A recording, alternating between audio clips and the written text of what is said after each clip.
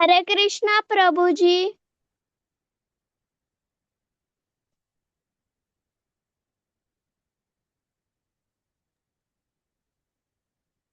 हरे कृष्णा प्रभु जी, दंडोत प्रणाम। अच्छा, होस्ट प्रभु जी कृपया मुझे को होस्ट बनाइए। Yes, thank you.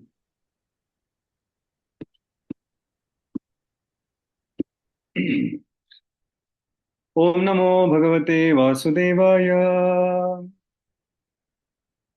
ओम नमो भगवते वासुदेवाय। ओम नमो भगवते वासुदेवाय।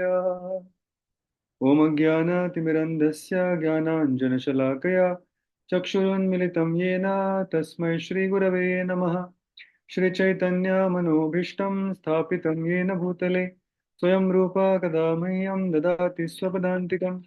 वन्देऽहं श्रीगुरो श्रीयुतापदकमलं श्रीगुरून् वैष्णवांश्च श्रीरूपं साग्रजातं सहगणरघुनाथान्वितं तं सजीवं साद्वैतं सावधूतं परिजनसहितं कृष्णचैतन्यदेवं श्रीराधा कृष्णपादान् सहगणललिता श्रीविशाखान्वितांश्च।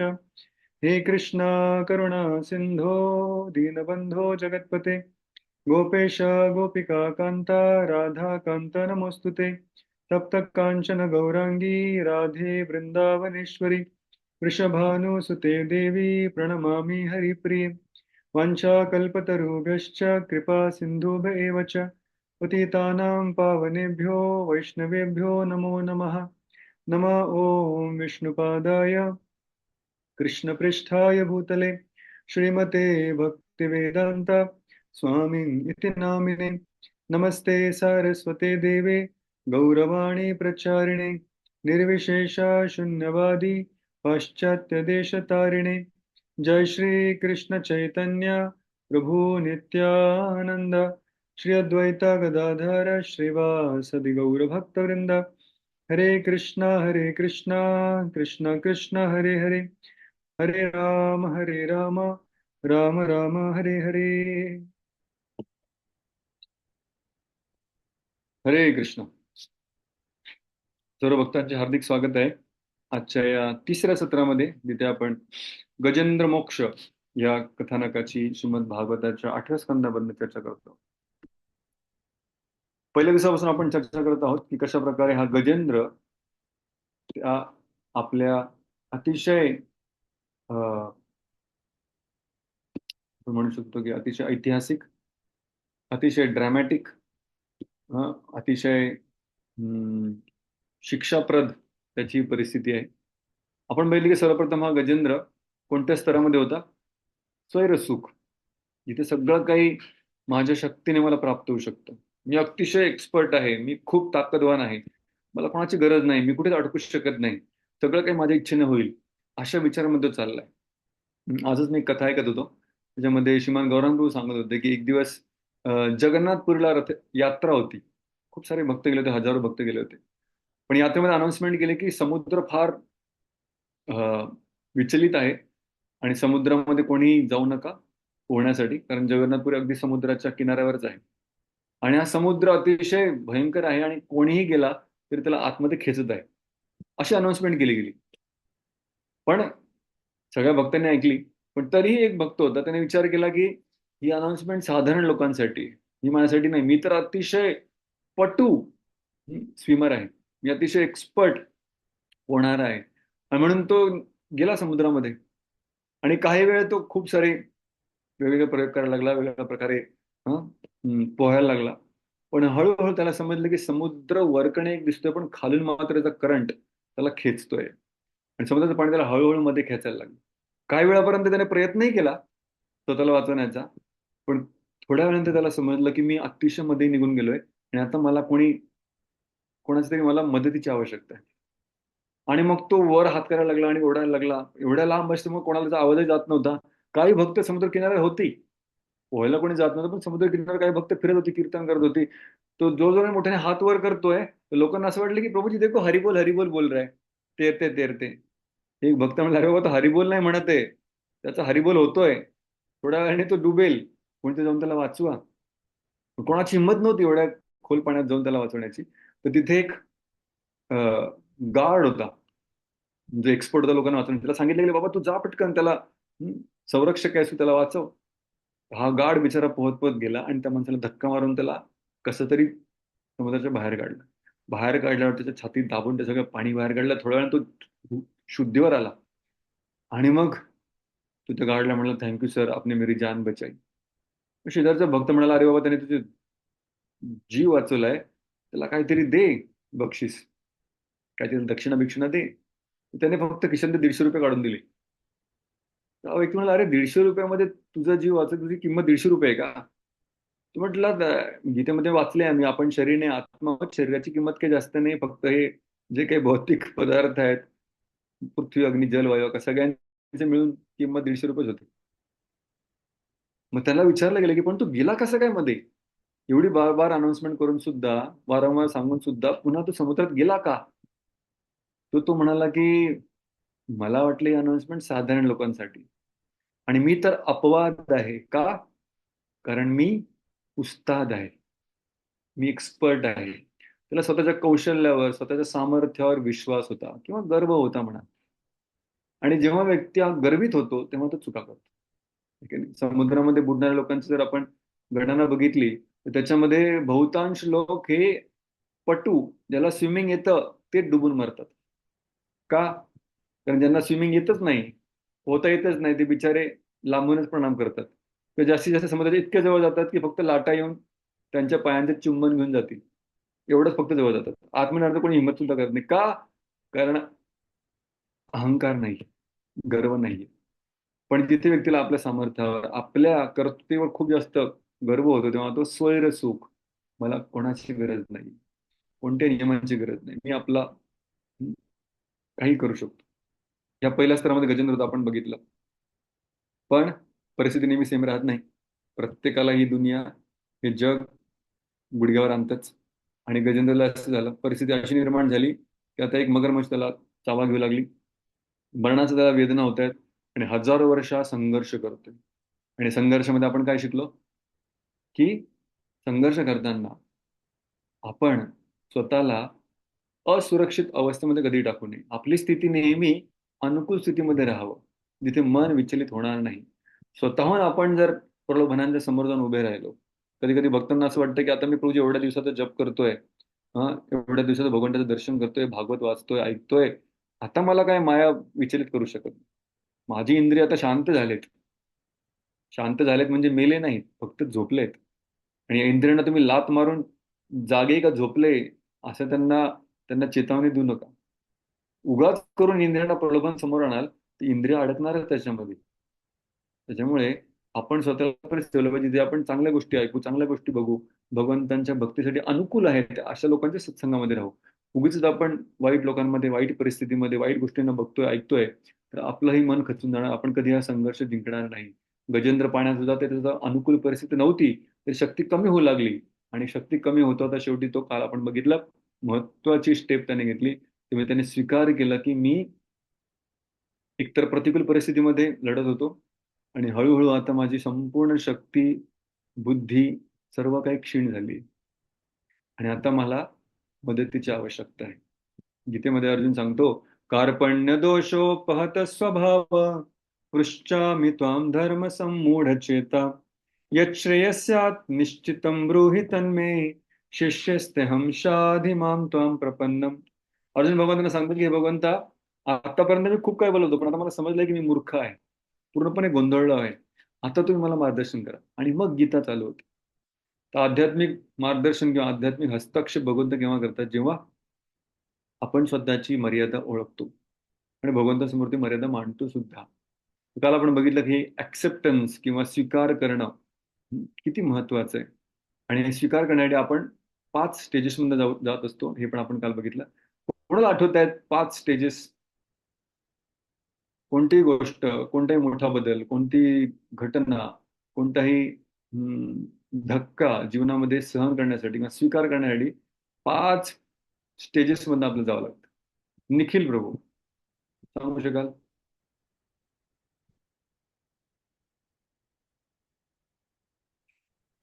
हरे Krishna.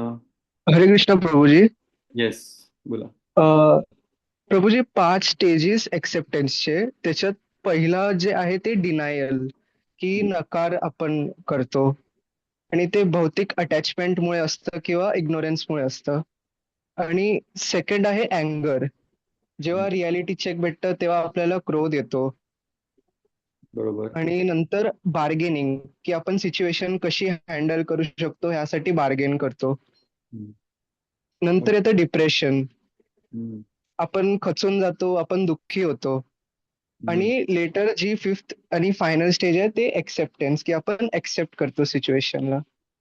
Thank you so much. You remember all the 5 stages. Thank you. Bargaining मध्ये आणखी एक गोष्ट मी सांगण्याचं विसरलो. बार्गेनिंग म्हणजे आपण विचार करतो की यार, माझी परिस्थिती अशी आहे, कदाचित जर माझा जन्म दुसऱ्या घरात झाला असता तर, जर मी त्या ठिकाणी त्यावेळी गेलोच नसतो ना, तर ऍक्सिडेंट झालाच नसता. जर मी अशा प्रकारे बोललो असतो ना, कदाचित ते भांडण झालंच नसतं. जर तर काश. हं. असे सगळे आपण जेव्हा विचार करतो ते आपण बार्गेनिंग स्टेजमध्ये. अजूनही आपण परिस्थितीसोबत सौदा करण्याचा प्रयत्न करतो, की असं केलं तर असं होईल का, तसं केलं तर तसं होईल का? आणि अजूनही आपण वास्तविकता स्वीकार नाही केली. वास्तविकता आपल्या जीवनामध्ये फक्त घटनांबद्दल नाही स्वीकार करायची, की काय घडलंय. काल आपण चर्चा केली की नक्की आपल्याला स्वीकार काय करायचंय? कोणाला आठवतंय? कोणत्या मूलभूत गोष्टी आपल्याला स्वीकार करायच्या आहेत या आयुष्याच्या सगळ्या अनुभवांना बघत बघत? कोणाचं आठवतंय? की फक्त हे झालंय, असं घडतंय हे फक्त स्वीकार नाही करायचं. त्याच्यामधनं आपल्याला आणखी काहीतरी महत्वाचे प्रिन्सिपल शिकायचे. येस, पूर्व माताजी. की आपण कंट्रोलर नाही मिळत, कृष्णा सुप्रीम कंट्रोलर आहेत. येस. जीवनाची काही मूलभूत सत्य आपल्याला शिकायची, की मी नियंत्रक नाहीये, मी कंट्रोलर नाहीये. आपण त्या डॉक्टर मुलाचं उदाहरण भेटतो, जो आपल्या वडिलांचा जीव वाचू नाही शकला आणि विचार करू लागला की माझ्याकडनं चूक कशी झाली. चूक तुझ्याकडनं होईल किंवा दुसऱ्या कोणाकडनं तरी होईल, काहीतरी होईल आणि बाबांचा जीव जाईल एक दिवस. बाबा अमर नाहीत. आपण किती प्रयत्न केले आपण त्यांना वाचवू शकत नाही. जीवनामध्ये किती आपण एक्सपर्ट असू, किती आपल्याकडे धनसंपत्ती असेल, तरी प्रत्येक परिस्थिती आपण नियंत्रण करू शकत नाही. जर मी तुम्हाला प्रश्न विचारला, आता सगळ्यांना पटकन उत्तर द्यायचंय चॅट बॉक्समध्ये, बघूया कोण कोण उत्तर देत आहेत ते. जर मी तुम्हाला विचारलं की तुमच्यापैकी किती जणांचं आयुष्य हे त्यांनी जसं प्लॅन केलं होतं, जसं ते विचार करतात त्याप्रमाणे तुमचं आयुष्य गेलंय, हो की नाही? तुम्ही जसा विचार करता, जशी कल्पना करता, की बाबा असं आयुष्य असलं पाहिजे, उद्या असं झालं पाहिजे, परत असं झालं पाहिजे, 4 दिवसांनी असं झालं पाहिजे. किती लोकांचं आयुष्य, किंवा मी मोठं होऊन मी हे बनेल, किंवा अशा प्रकारे माझी पत्नी असेल, किंवा असा असा माझा पती असेल. हं? असं असं विचार करतो आपण. किती लोकांचं आयुष्य आपल्या मनाप्रमाणे, आपल्या प्लॅननुसार, आपल्या योजनेनुसार गेलंय? अरे बापरे! इथे तर पर्याय सगळे नाही नाहीच आहेत. सॅमसंग, अगदी झोपे नाही. जिज्ञासा माताजी, शैलेश प्रभू, रश्मी माताजी, हरेश प्रभू, संध्या माताजी, दिव्या माताजी, निखिल प्रभू, नवपरांग प्रभू, Ganesh Prabhu, Gitanjali Mataji, Haridas, Antara, Purva, Priya, Sangeeta, Sharmila, Neelam, everybody saying no, no, no, no, no, no. काही लोकांचं आयुष्यात चालू पण नाही झालंय, छोटे छोटेच आहेत. ते पण सांगतात की नाही, अजून तरी नाही झालंय. पुढे कदाचित होईल, माहित नाही. Thank you so much. ऍक्च्युली हा प्रश्न मी खूप लोकांना विचारला. अजूनपर्यंत मला कोणीही हो असं उत्तर दिलेलं नाही, की माझं आयुष्य माझ्या कल्पनेनुसार गेलं असं. माझी योजना याच्यात काही होती आणि तसं झालंय असं कोणीच म्हणाल नाही. दुसरा प्रश्न तुम्हाला मला विचारायचा आहे. तो प्रश्न असा, की किती लोकांना असं वाटतं की माझ्या योजनेनुसार, माझ्या प्लॅननुसार, माझ्या कल्पनेनुसार माझं आयुष्य गेलेलं नाहीये, पण माझ्या आयुष्यात जे काय होतंय ना, त्याच्यामागे काहीतरी प्लॅन आहे, असं किती लोकांना वाटतं? हो की नाही? माझ्या आयुष्यात जे काही घडतंय याच्यामागे काहीतरी एक प्लॅन आहे. सगळं असं बरोबर घडून येतं, किंवा अचानक अशी परिस्थिती की प्रॉब्लेम सॉल्व्ह होतो, किंवा याच्यामागे काहीतरी कारण असतं. कोणीतरी ऑर्केस्ट्रेट करतोय, कोणीतरी याच्यामागे एक प्लॅन मेकर आहे, हे पण समजतंय. आयुष्य असं रॅन्डम चाललंय असं पण वाटत नाही. त्याच्यामुळे काहीतरी घडामोडी आहेत. कोणीतरी आहे जो सगळी योजना बनवतोय. असं किती लोकांना वाटतंय? बहुतांश लोकांना वाटते. ज्यांनी ज्यांनी नाही उत्तर दिलं त्या सगळ्यांना हो वाटतंय. हा. दिव्या माताजी, नीलम, ललिता, देवेंद्र प्रभू, थँक्यू, दत्ता, संगीता. येस. तर जर आपल्या योजनेनुसार होत नसेल, तर मग आपल्या जीवनामागे योजना कोणाची आहे? कोण आहे जो आपलं जीवन प्लॅन करतोय? कोण आहे ज्याची योजनेनुसार आपण जगतोय?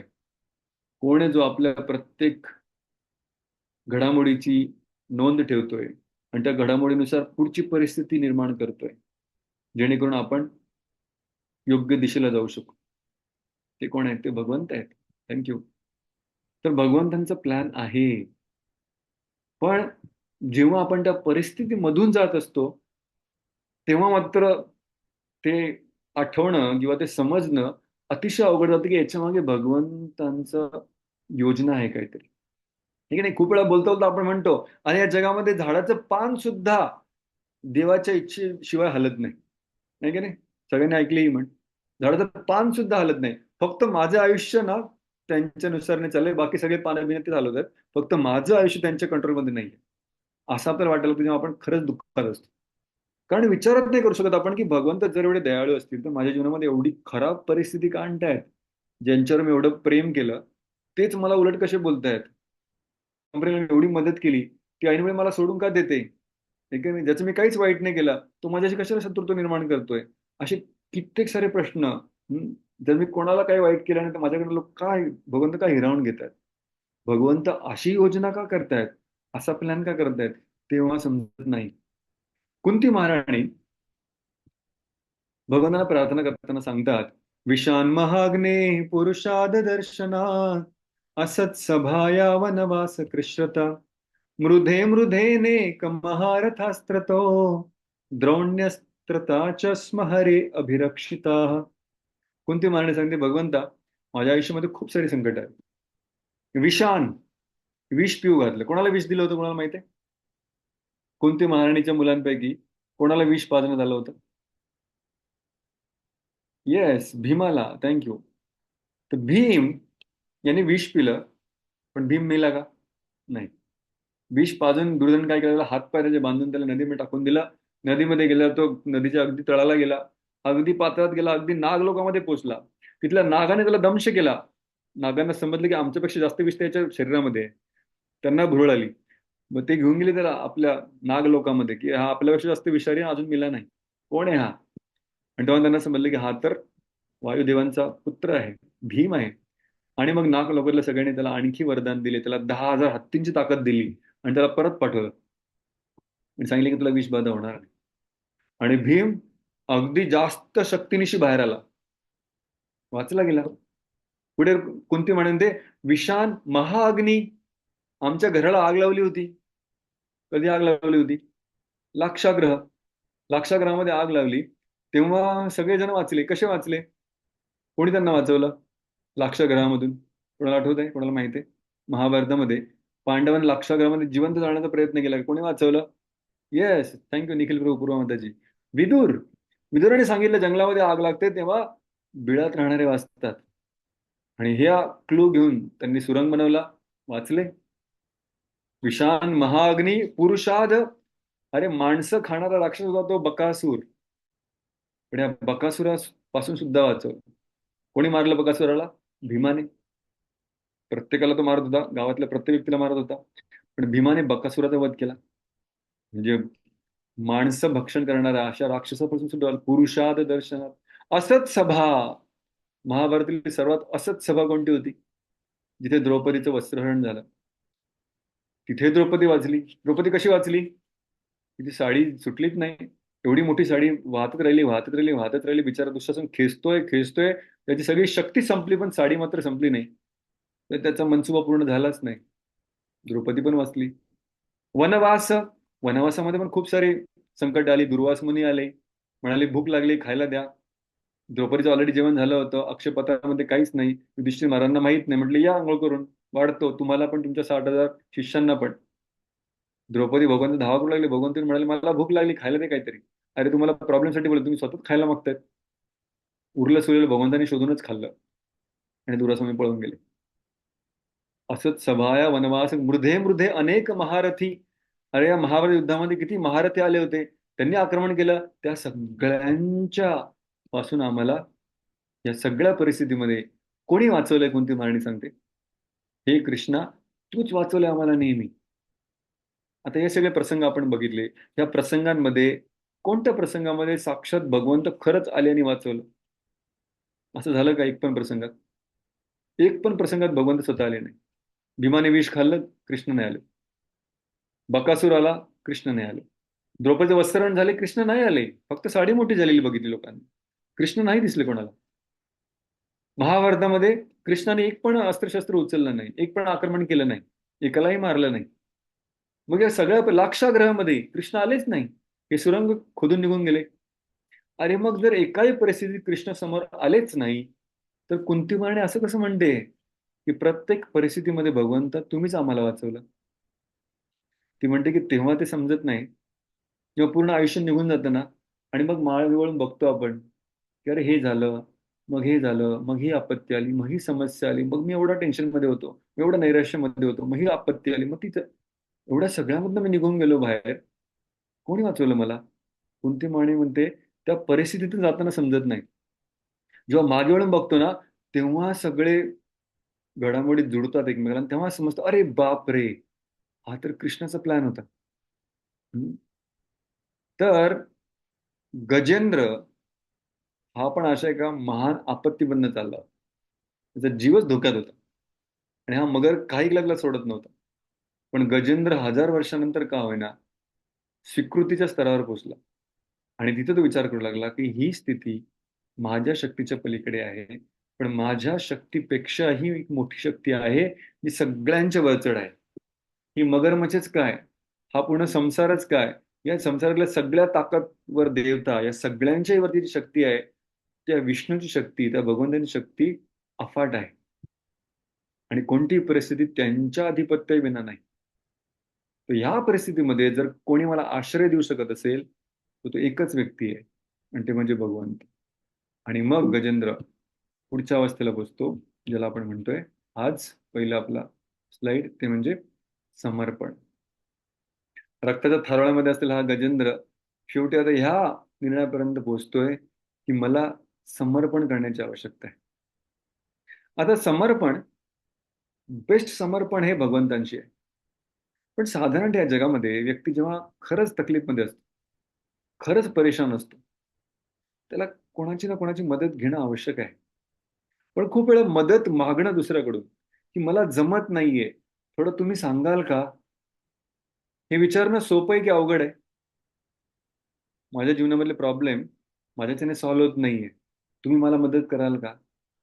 हे विचारणं आपल्या अहंकाराला सोपं आहे की अवघड आहे?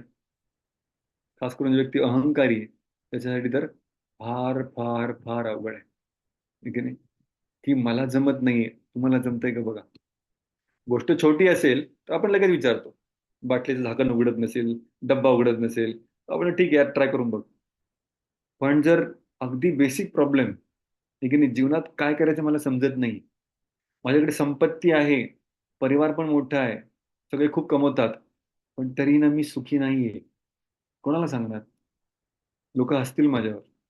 का हसतील? तर सगळेजण म्हणतात की आम्ही सुखी आहे आणि मी म्हणाल मीच दुःखी आहे, तर मग हसू होईल ना सगळ्यांसमोर. आणि म्हणून सगळं सोशल मीडिया कोणत्या फोटोंनी भरलाय? रडणाऱ्या नाही, हसणाऱ्या. सगळेजण दाखवतात की मी सुखी आहे, मी सुखी आहे, मी सुखी आहे. पण श्रीमद भागवतम हा काही सोशल मीडिया नाही. श्रीमद भागवतम ग्रंथ आहे, भगवंतांची वाणी आहे, भगवंतांचा अवतार आहे. सगळं काही अगदी पडदाफाश समोर ठेवते, स्थिती जसं आहे तसं. श्रीमद भागवतम सांगते, काल आपण बघितलं, पदम पदम यत विपदाम न तेषाम. म्हणजे या जगामध्ये प्रत्येक पदोपदी महान संकटाने सर्वजण घेरलेले आहेत. काही लोकांना समजतंय, काही लोकांना समजत नाही. मृत्यूचं भय सर्वांकडेच आहे, पण काही जण टाळण्याचा प्रयत्न करतात. गजेंद्र मात्र यांनी हिंमत केली. तर आपल्या आतल्या अज्ञानाला सामोरं जाणं फार हिंमत लागते. एक असं वर्गामध्ये शिक्षक शिकवतायत आणि शिक्षकांनी विचारलं, हा हे मी शिकवलं समजलं का तुम्हाला? कोणाला समजलं नाही हात वर करा. मुलं करतात का हात वर पटकन? नाही करत. हात वर करायला मुलं का लाजतात? का नाही प्रश्न विचारत? तर त्यांना असं वाटतं अरे बापरे, सगळ्यांना समजलंय वाटतंय, मलाच समजलं नाही फक्त, आणि मी हात वर केला तर माझं अज्ञान दिसेल. पण आमचे एक शिक्षक आम्हाला सांगितले की जो हात वर करतो त्याचं अज्ञान दिसतं, आणि जो हात वर करत नाही त्याचं अज्ञान कधीच नष्ट होत नाही. दिसत जरी नसलं तरी समजतं की हा आयुष्यभर अज्ञानीच राहणार आहे आणि याने कुणाची मदतच नाही घेतली. तर मदत घेण्यासाठी पण खूप हिंमत लागते. माझ्याकडे अज्ञान आहे हे समजण्यासाठी पण हिंमत लागते. कधी कधी लोकांना वाटतं की नाही एकदम मॅचो मॅन बनून एकदम मला सगळं माहिती आहे, आय नो एव्हरीथिंग, असं म्हणणं म्हणजे हिंमतीचं काम आहे. नाही, मी खरंच तकलीफमध्ये आहे, माझ्या आयुष्यामध्ये खरंच समस्या आहे ज्या माझ्या शक्तीच्या पलीकडे आहेत, मला समजत नाही काय करायचं, हे स्वीकारण्यासाठी हिंमत लागते. आणि स्वीकारल्यानंतर योग्य व्यक्तीकडे जाऊन मार्गदर्शन घेण्यासाठी अजून जास्त हिंमत लागते. तद्विधी प्रणिपातेन परिप्रश्नेन सेवया उपद्यक्षन्ति ते ज्ञानम ज्ञानिन तत्वदर्शिन. ज्ञानी व्यक्ती खूप सारे आहेत, तत्वदर्शी आहेत, सगळं अज्ञान दूर करू शकतात, ज्ञान देऊ शकतात. पण काय करायला लागेल पहिले? प्रणिपात, परिप्रश्न आणि सेवया, तिघांसाठी फार हिंमत लागते, फार नम्रता लागते. प्रणिपात, मी मूर्ख आहे, तुम्ही हुशार आहात. गुरुकडे जाऊन हे सांगणं की मी मूर्ख आहे, तुम्ही बुद्धिमान आहात. परिप्रश्नेनं, मला समजत नाही, तुम्ही सांगा, तुम्ही सांगाल तसं करायला तयार आहे. सेवया, तुमच्या आदेशानुसार चालायला सुद्धा तयार आहे. तर हे गोष्टी फार अवघड आहेत. पण इथे सांगतायत समर्पण. खाली एक ओळ लिहिली, कोण वाचेल? स्लाइड मध्ये खाली डाव्या बाजूला सुंदर एक ओळ लिहिली आहे, कोण वाचेल?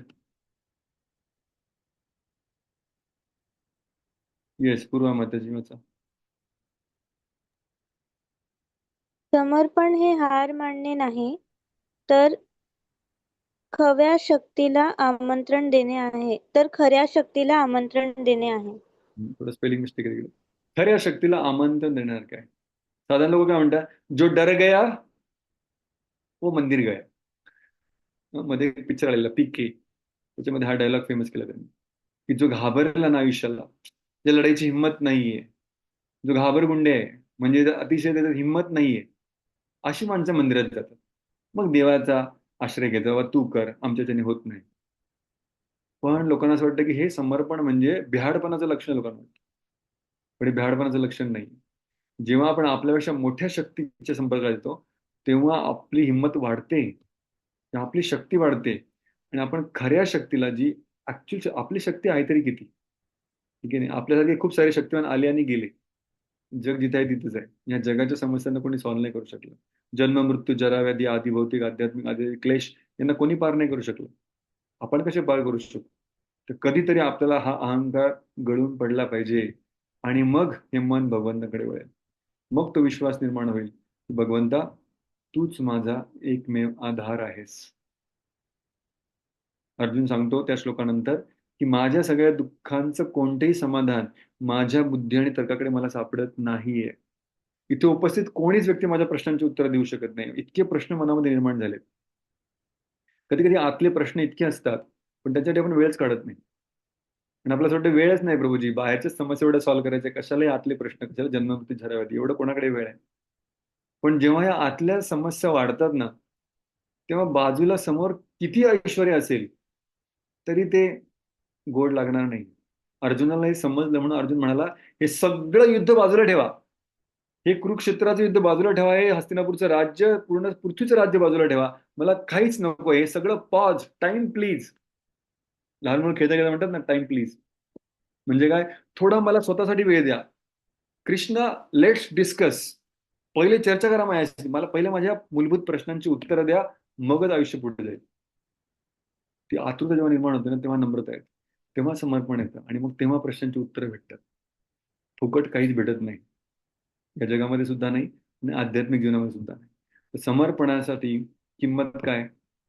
नम्रता, स्वीकृती, जी आपण काल चर्चा केली. आता गजेंद्र जेव्हा समर्पित होतो, ह्या स्थितीला आल्यावर एक महत्वाची गोष्ट करते जी आपण काल बघितली, की त्याला आठवायला लागतात काही प्रार्थना प्रभूत म्हणाले की ज्या त्याने मागच्या जन्मामध्ये शिकल्या होत्या. माझ्या मागे हा श्लोक म्हणा. श्री बादरायणी उवाच एवं व्यवसितो बुद्ध्या समाधाय मनोहृदि जजाप परमं जाप्यं प्राग्जन्मनि अनुशिक्षितम्. सुखदेव गोस्वामी सांगतात, आता हा दुसरा अध्याय चालू झालाय 8व्या स्कंदाचा, 3रा, सॉरी, एवं व्यवसितो बुद्ध्या, अशा प्रकारे खूप वेळ विचार केल्यानंतर, बुद्धी लावल्यानंतर, समाधाय मनोवृद्धी, तो एका समाधानावर पोहोचला. एका निर्णयापर्यंत आपल्या हृदयामध्ये गजेंद्र पोहोचला. तो निर्णय काय होता? जजाप परमम जाप्य. आणि अचानक तो जप करू लागला. परमम जाप्यम, जे जप करण्यासाठी सर्वात महान गोष्ट आहे, अशा परम जपाचा जाप्य करू लागला. अशी महान मंत्रांचं तो उच्चारण करू लागला. हत्ती, तुम्हाला हत्ती कसं काय मंत्रांचं उच्चारण करू शकतो? तो फक्त ओरडू शकतो. हृदयामध्ये करू शकत असेल आवाज, पण मंत्रांचा आवाज कसं काय हत्तीला? शुद्ध गोस्वामी सांगतात, प्राग जन्मनी, मागच्या जन्मामध्ये, अनुशिक्षितम, मागच्या जन्मामध्ये त्याने जो काही सराव केला होता, जे काही शिक्षण घेतलं होतं, त्या शिक्षणाचं स्मरण आता भगवंताने त्याला करून दिलंय. आणि तो आपल्या पूर्वजन्म म्हणजे इंद्रद्युम्न राजा असतानाच सगळे त्यांनी जी काही भक्ती केली होती, जे काही त्याने जप केला होता, ते सगळे मंत्र, सगळ्या प्रार्थना, सगळे श्लोक त्याला आठवायला लागतात. आणि पुन्हा तो त्या भगवंतांना साकडं घालायला लागतो. तर गजेंद्राची प्रार्थना ही मुख्य गजेंद्र स्तुती किंवा गजेंद्र मोक्षाची मुख्य पोथी किंवा मुख्य कथा गजेंद्र मोक्षाची आहे. आपण सगळ्या त्या प्रार्थना बघू नाही शकणार उरलेल्या 1 तासामध्ये, पण काही महत्वाच्या प्रार्थना आपण बघूया, जेणेकरून गजेंद्राचा जो भाव आहे तो आपल्याला समजेल. कारण संस्कृत तर आपण काही लक्षात ठेवणार नाही, पण कमीत कमी त्याचा भाव काय समजेल. हा जो आपण पहिला श्लोक बघितला, याचं महत्वाचं काय, की सरावाचं महत्व प्रभुपाद सांगतात, की प्रॅक्टिस. भक्ती म्हणजे एक दिवस करायची गोष्ट नाहीये. भक्ती ही प्रोसेस आहे. भक्ती ही सराव आहे. सराव म्हणजे अभ्यास. जो करत करत अभ्यास के जडमती होय सुधार, रसरी आवत जावत हे शिलपर पडे निशान. जुन्या काळी स्त्रिया विहिरीतनं पाणी काढण्यासाठी बादलीला रस्सी लावून आतमध्ये सोडायचे. आणि जे कडेला, विहिरीच्या कड्यावर जे दगड असायचे, त्या दगडावरनच रस्सी खाली जायची, त्याच्यावरनं वर यायची, पुन्हा खाली यायची, पुन्हा वर यायची. बादलीमध्ये गेली, बादली बाहेर आली. पण हे करत करत करत आता जर तुम्ही त्या विहिरींच्या, जुन्या विहिरींच्या कडेवर गेलात, तर तिथे खूप साऱ्या दगडांना निशा निर्माण झाले. सर पडलीये. कशामुळे? त्या रस्सीमुळे. आता जर एखाद्या लहान मुलाला किंवा एखाद्या साध्या माणसाला दाखवलं की हा दगड आहे आणि ही रस्सी आहे, या रस्सीने या दगडावर मी निशाण करू शकतो, तो म्हणाले वेडा आहे का काय? असं नाही होऊ शकत. शक्य नाही. आपल्याला माहिती की रस्सीने असं घासून दगडावर काय निशाण नाही होऊ शकत. पण ह्या विहिरीच्या कड्याकोट्यांवर कोणी निशाण केलंय? कोणी चिन्ह निर्माण केली आहेत? त्याच रस्सीने, त्याच दोरीने. पण कसं शक्य झालंय? तेव्हा रोज ती आतमध्ये जात होती कित्येक वेळा, आणि रोज कित्येक वेळा ती बाहेर होती, त्याच ठिकाणावरून घसत होती. त्याला म्हणतात सराव. रसरी आवत जावत हे. म्हणून आपणही आपल्या मनामध्ये कधी आपल्याला वाटत असेल की प्रभूजी मी नामजप करतोय, मन लागत नाहीये, बुद्धी भटकते, काही लक्षात राहत नाही, एवढं शास्त्र ऐकतोय, जाऊ द्या कानावर. कमीत कमी जात येत हे जे हरिनाम आहे, हरिकथा आहे, हे काय होणार आहे? हळू आपल्या मनामध्ये चिन्ह निर्माण करणार आहेत, संस्कार निर्माण करणार आहेत, एक छाप सोडून जाणार आहे. ती छाप कसली असणार आहे? भगवंतांच्या नाम रूप गुणाने लीलांची. आणि योग्य वेळी मनामध्ये पडलेले संस्कार आपल्या संरक्षणासाठी कारणीभूत ठरणार आहेत. गजेंद्राचा प्लॅन नव्हता की पुढच्या जन्मात मी हत्ती होणार आहे, मृत्यूच्या वेळी मी हे श्लोक आठवेल. नाही, हे स्मरण आपल्या प्लॅनने, आपल्या योजनेने नाही होत. हे स्मरण भगवंतांच्या कृपेनेच होतं, वैष्णवांच्या कृपेने होतं, गुरूंच्या कृपेने होतं. पण त्यासाठी काय पाहिजे? सराव पाहिजे. तर आपण नियमित रूपाने नाम जप करणे, नियमित रूपाने भागवत श्रवण करणे, फक्त अधिक मासच नाही, फक्त भागवत सप्तरी 7 दिवस नाही, ते नित्य रोज कमीत कमी अर्धा तास काढून काहीतरी भागवत वाचा किंवा ऐका. तर या नित्य करण्याच्या गोष्टी आहेत. जेव्हा आपण नित्य करू, या मनावर संस्कार निर्माण करतात आणि योग्य वेळी ते आपल्याला आठवणार, आहे की नाही? तर साधं उदाहरण म्हणजे, आता मी आश्रममध्ये आल्यापासून किती वर्ष झाली की आता कोणत्या प्रकारचा टीव्ही नाही, किंवा जे काही पहिले पिक्चर बघितलेत, गाणे ऐकलेत, त्याचा काही संबंध नाही आता. पण कधी कधी अचानक अशी परिस्थिती निर्माण होते की अशी परिस्थिती आधी पण निर्माण झाली होती, किंवा जो मी चित्रपट बघितला त्या चित्रपटामध्ये होती, आणि त्या परिस्थितीमध्ये अचानकच मनामध्ये ते शब्द गुणगुणायला लागतात आणि ते गाणं बाहेर येतं. किती लोकांसोबत असं होतं की परिस्थिती आली की आपापच आपण काहीतरी गाणं गुणगुणायला लागतो, न कळत आतमधून ते शब्द बाहेर येतात. मला माहित नाही किती लोकांचा एक्सपिरियन्स असेल, पण हे काय आहे? हे संस्कार आहेत. आपण आधी भरपूर वेळ घालवलाय ना टेप रेकॉर्डर सोबत. त्या CD प्लेअर सोबत आणि खूप सारे गाणी ऐकलीत रेडिओवर. ही गाणी कधी कधी अचानक बाहेर येतात. संस्कार आहेत ते मनावर. आपल्याला काय करायचं आता? ते संस्कार काढून दुसरे संस्कार छापायचे आणि ते सुद्धा कधी कधी बाहेर येतील, योग्य वेळी बाहेर येतील, तेव्हा भगवंताचं स्मरण पुन्हा होईल. म्हणून प्राग जन्मनी अनुशिक्षितम. आता हा गजेंद्र प्रार्थना करतोय. ही प्रार्थना आपण बघूया. माझ्या बोला. नम शांताय घोराय मूढाय गुणधर्मिणे निर्विशेषाय साम्याय नमो ज्ञान घनाय च. सुंदर प्रार्थना आहे. नमो शांताय घोराय. भगवंतांना तो प्रणाम करतोय. तो सांगतोय की आता गजेंद्राच्या प्रार्थनेचं एक वैशिष्ट्य आहे की गजेंद्र प्रार्थनेमध्ये कुठेही भगवंताचं नाव घेत नाही. की मी विष्णूला प्रार्थना करतोय, की मी ब्रह्माजीला करतोय, की मी शिवजीला करतोय, की मी इंद्राला करतोय, चंद्राला करतोय, सूर्याला करतोय. काही नाव घेत नाही कोणाचं. फक्त गुणाचं वर्णन करतो. गुणानुवाद म्हणजे गुणकीर्तन. नामकीर्तन आपण ऐकलंय, लीला कीर्तन पण आपण ऐकलं, पण भगवंतांच्या फक्त गुणांचं वर्णन ही गजेंद्राच्या प्रार्थना आहे. तर भगवानांच्या वेगवेगळ्या गुणांचं, त्यांच्या चरित्राचं, त्यांच्या शक्तींचं वर्णन करतो आणि सांगतो की जो कोणी ह्या गुणांमध्ये फिट होतो ना, त्यांनी येऊन मला वाचवायचं. सगळे देवता ऐकतायत, काय काय बोलते बघूया. मला बोलवलंय का? तुला बोलवलंय का? याला बोलवलंय का? जेव्हा सगळी लिस्ट संपते तेव्हा समजते की कोणीही या सगळ्या गुणांमध्ये बसत नाही. एकच व्यक्ती आहे, भगवान श्रीहरी. पहिला श्लोक तो सांगतोय. पहिला नाही, हा प्रार्थनेमध्ये जवळपास 11वा श्लोक आहे. गजेंद्र सांगतोय की मी हत्ती आहे, इथे अडकलो आहे, तुम्हाला बोलवतोय, तुम्ही राहतात वैकुंठामध्ये, मी इकडे ह्या जंगलामध्ये, ह्या तलावामध्ये अडकलोय, माझी परिस्थिती इतकी वाईट आहे, मी तुम्हाला प्रार्थना करतो, तुम्ही याल का? नक्की येणार. मला पूर्ण गॅरंटी आहे, शाश्वती आहे की तुम्ही येणार. म्हणजे तुला एवढीशी गॅरंटी की मी येणार तुझ्यासाठी? का नाही येणार? गजेंद्र सांगतो. नम शांताय. अरे तुम्ही कधी शांत अवतार घेऊन येतात, नमो घोराय कधी घोर अवतार सुद्धा घेऊन येतात, मूढाय कधी कधी पशुसारखे अवतार घेऊन येतात, गुणधर्मिणे कधी कधी मी धर्माची स्थापना करण्यासाठी येतात, निर्विशेषाय कधी तुम्ही निर्विशेष स्थापन करण्यासाठी येतात, साम्याय कधी आणखी काहीतरी फिलॉसॉफी बनवण्यासाठी येतात. तर नेहमी तुम्ही जेव्हा जेव्हा या जगाला गरज लागली आहे, वेगवेगळ्या अवतारामध्ये तुम्ही आला आहात. तर वैकुंठातून तुमचं येणं हे काही नवीन नाहीये. जेव्हा जेव्हा आर्त व्यक्तीने मनापासून श्रद्धेने तुम्हाला हाक मारली, तुम्ही आलात. ठीक आहे नाही? शांत आहे म्हणजे भगवानाचे ते अवतार जे शांत रूप आहे. त्याच्यामध्ये राम खास करून येतात. घोराय भगवानाचा कोणता अवतार आहे जो घोर आहे? कोण सांगू शकेल? घोर म्हणजे अतिशय भयानक, अतिशय अकराळ विकराळ, विध्वंस करणारा. नरसिंहदेव कोणासाठी आले होते? प्रल्हादासाठी.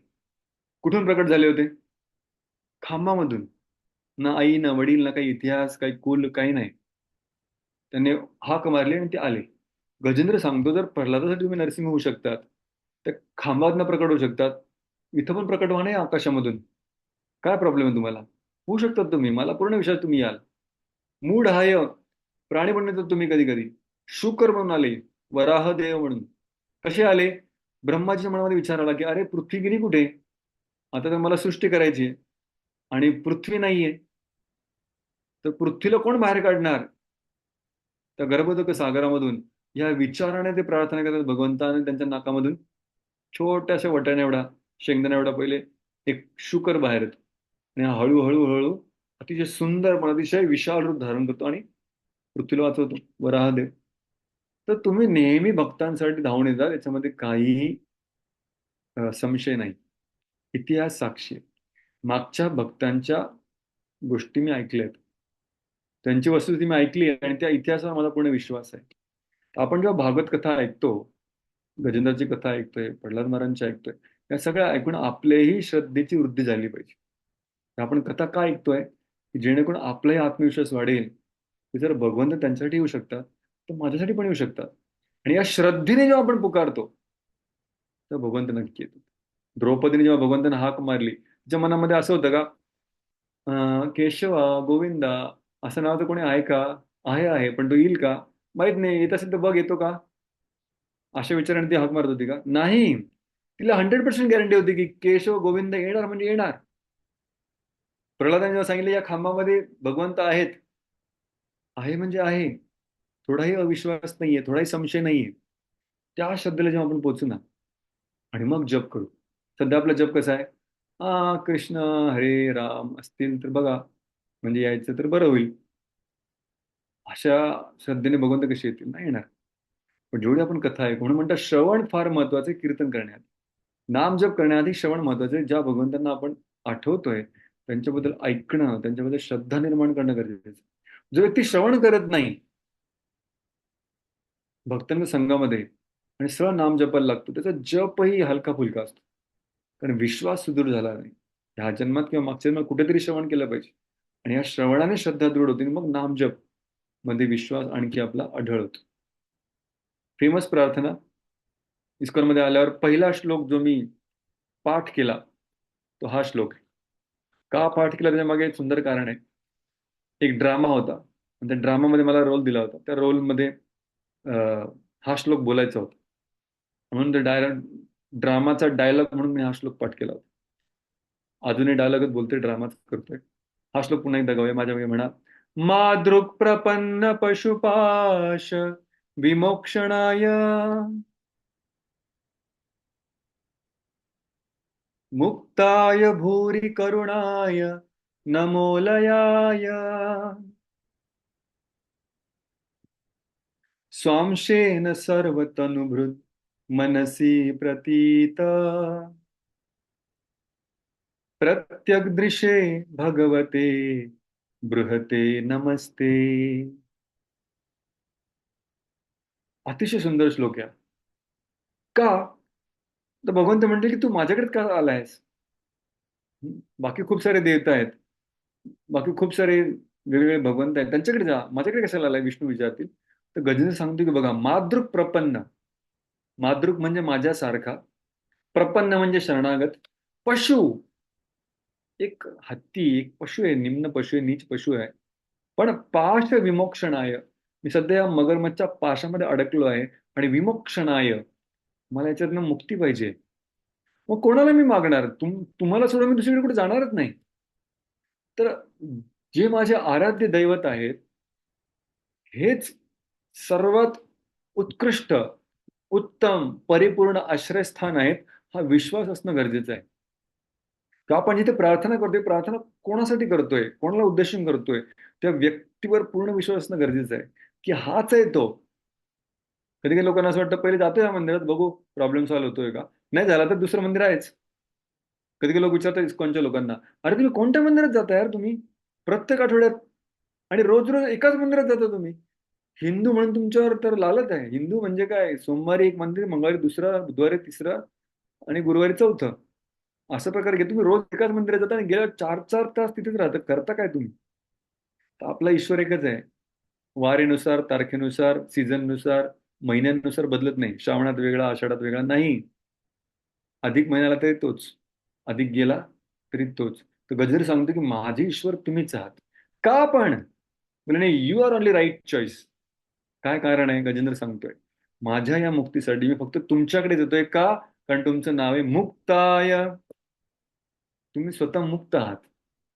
आता समजा तुम्ही किंवा आपण, पावसाचे दिवस आहे, रस्त्याने चाललोय, पाणी भरलंय रस्त्यामध्ये, सगळं ते काळं काळं पाणी सगळं भरलंय, रात्रीची वेळ आहे, चालता आपण हळूहळू पाय ठेवत ठेवत चाललोय, पण आपल्याला समजलं नाही की त्या पाण्यामध्ये एक मोठं गटारीचं होल आहे, त्याचं झाकण पण निघून गेलंय आणि ते पण पाण्यात तुडुंब भरले, त्या पाण्यामध्ये आपल्याला दिसलं नाही, आपण त्या खड्ड्यात पडलो आणि स्वतः बाहेर येऊ शकत नाही. पकडायला काय नाही, जोपर्यंत कोणी बाहेरून हात देणार नाही तोपर्यंत आपण काय बाहेर निघू शकत नाही. अशा परिस्थितीमध्ये समोरून एक माणूस चालत येतोय आणि आपल्या मनावर विचार आहे की हा मला वाचवेल का? जर त्या माणसाने आपल्याला वाचवावं अशी आपली अपेक्षा असेल तर त्या माणसामध्ये काही गुण असणं गरजेचं आहे. पहिला गुण म्हणजे काय? मुक्ताय. त्याच्याकडे एवढी ताकद असली पाहिजे की तो स्वतः त्या गटारीत पडला नाही पाहिजे. जर चालताना तो पण आपल्यासोबत येऊन अडकला तर तो कसा काय वाचवेल? तो स्वतः वाचला पाहिजे पहिले, तो स्वतः वरसला पाहिजे, है की नाही? दुसरा, भूरी करुणाय, त्याने जर मला बघितलं तर त्याला माझी दया पण आली पाहिजे की अरे अरे अरे अडकला, याला वाचवलं पाहिजे. पण त्याला ते वाटलंय जाऊ दे, बरं झालं पडला खड्ड्यात, असं जर त्याला वाटलं तर तो कसा काय मला वाचेल? वाचवणारच नाही. त्याला करुणा पण असली पाहिजे. तो स्वतः मुक्त असला पाहिजे. त्याला माझ्याबद्दल करुणा पण तेव्हाच तुम्हाला हात दिल्याने बाहेर काढेल. नमोलयाय, अलयाय म्हणजे असे भगवंत जे अगदी चाणाक्ष आहेत. कोणतीही गोष्ट त्यांच्या दृष्टीच्या पलीकडे नाही. सगळीकडे त्यांचं लक्ष आहे. ध्यानपूर्वक सगळ्यांच्या प्रार्थना ऐकतायत. असे निष्काळजीपणाने बसलेले नाही ते. अलर्ट एकदम.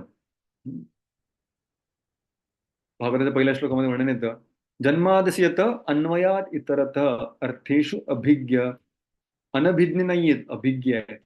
त्यांना माहित आहे, त्यांचं लक्ष आहे माझ्याकडे. असं नाही की मी हाक मारतो, अरे वाचव वाचव, आणि तो बिचारा कानामध्ये इयरफोन टाकून चाललाय आणि त्याचं लक्षच नाही. पण त्याचं लक्ष माझ्याकडे असेल तर तो मला वाचवू शकतो. सांगतो भगवंत असे ज्यांचं सगळ्यांकडे लक्ष आहे.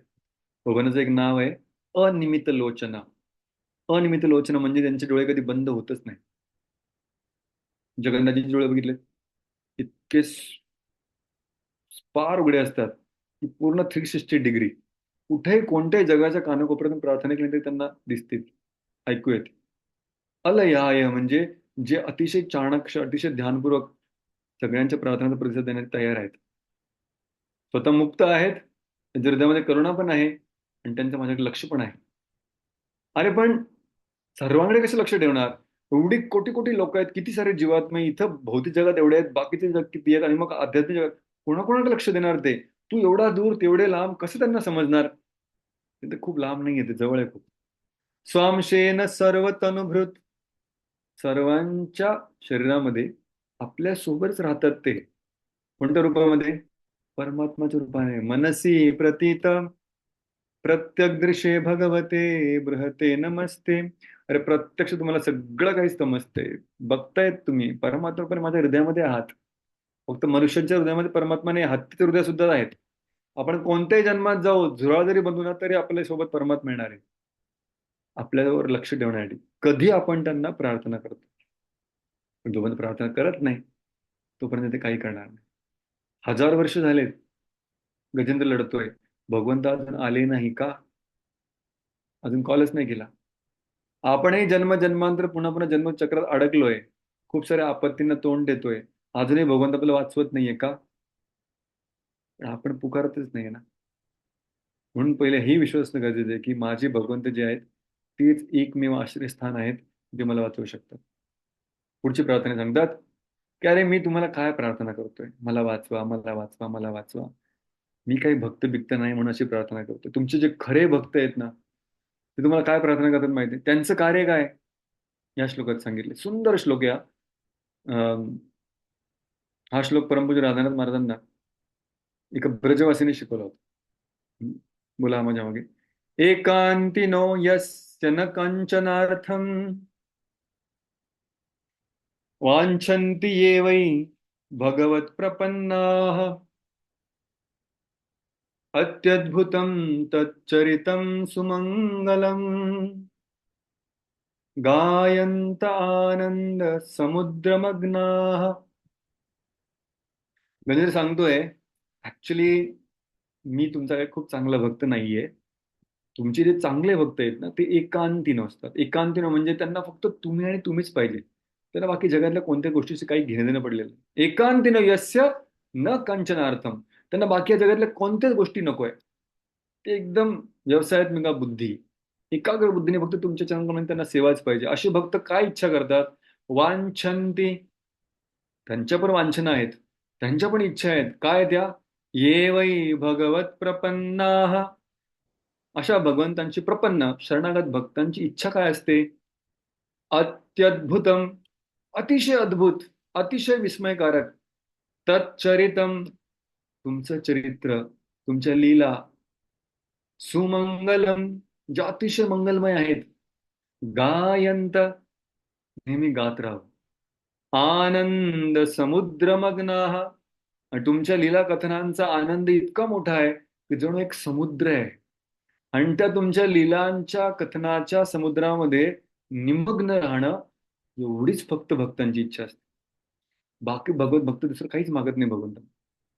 ऍक्च्युली तसंच आहे. प्रल्हाद महाराज जेव्हा नरसिंह प्रकट होतात काय मागतात? म्हणजे काय नाही, नारद म्हणजे मला संग द्या, तिथे मी भगवत कथा करत राहील, ऐकत राहील, त्यांची सेवा करत राहील. ध्रुव महाराज भगवंतांना काय मागतात? मला भक्तांचा संग द्या, जिथे हरिकथा होत राहील. पृथ्वी महाराज भगवंतांना काय मागतात? तेच मागतात.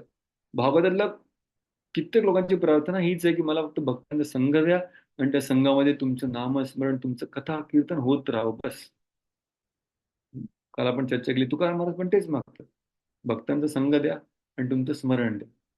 तर भक्तांच्या संघामध्ये भगवंतांच्या चरित्राचं वर्णन करणं हे इतकं मंगलमय आहे की भगवत भक्त याच्याशिवाय दुसरं काहीही मागत नाही. तर सर्वात शुद्ध आकांक्षा जी आपला सध्या स्तर नाहीये, पण जिथपर्यंत आपल्याला पोचायचं आहे. सध्या आपण खूप नीच स्तरावर असू, सध्या आपण भगवंताला फक्त मला वाचव, मला सुख खट अशा प्रार्थना करत असू, हरकत नाहीये, कारण की भगवंतांपर्यंत पोहोचलोय. पण इथून पुढे जाऊन कुठपर्यंत पोहोचायचं आहे आपल्याला? न कंचनार्थ, मला दुसरं काहीच नकोय, फक्त तुमचं चरित्र ऐकण्याचा आनंद हवाय. आणि तो इतका मोठा आहे की त्या समुद्रामध्ये मी फक्त पोहत राहावं, हा माझा आनंद आहे. ही प्रार्थना सर्वात शुद्ध प्रार्थना आहे. गजेंद्र सांगतो माझी प्रार्थना काय, पण गजेंद्रची प्रार्थना काय असेल? जर आपण गजेंद्राच्या परिस्थितीत असतो की मगरमच्छ 1000 वर्षांपासून चावा घेतोय, त्याचे सगळ्या जबड्याचे दात सगळे माझ्या पायात घुसलेत, रक्तबंबाळ झालंय, शक्ती क्षीण झालीये, अशा वेळी जर भगवंत खरंच प्रकट झाले तर आपण त्यांना काय प्रार्थना करू? साहजिक की बाबा याला पहिले सोडवा, मला याच्यापासून मला सोडवा, याचं काहीतरी करा, नाही की नाही? गजेंद्र मोक्षाच्या सगळ्या प्रार्थना वाचा, वेगवेगळे ग्रंथ आहेत, वेगवेगळे आवृत्ती पण आहेत, पण कोणत्याही आवृत्तींमध्ये, कोणत्याही प्रार्थनांमध्ये गजेंद्र एकदा सुद्धा त्या मगरीबद्दल बोलतच नाही की अरे किती वाईट आहे, केव्हाची मला सोडतच नाहीये, तिला मारा तुम्ही, हिच्यामुळे मला त्रास होतोय, हिच्यामुळे असं झालं. काहीच नाही. गजेंद्र प्रार्थना काहीतरी वेगळीच करतोय. मला वाचवा, मला वाचवा असं म्हणतोय, तर भगवंत म्हणतात कोणापासून वाचायचं तुला? मगरीपासून का? तर नाही नाही, अरे मगर, ही मगर फार छोटी समस्या आहे हो. या मगरीपासून वाचून काय भेटणार आहे?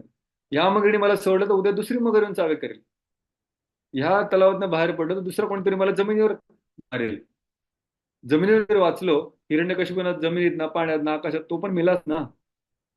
तर मी कोणत्या कोणत्या समस्यांपासून वाचणार तुम्हाला सांगू? तो खेळ मला करायचाच नाही. या छोट्या मोठ्या प्रार्थना मला मागायच्याच नाही.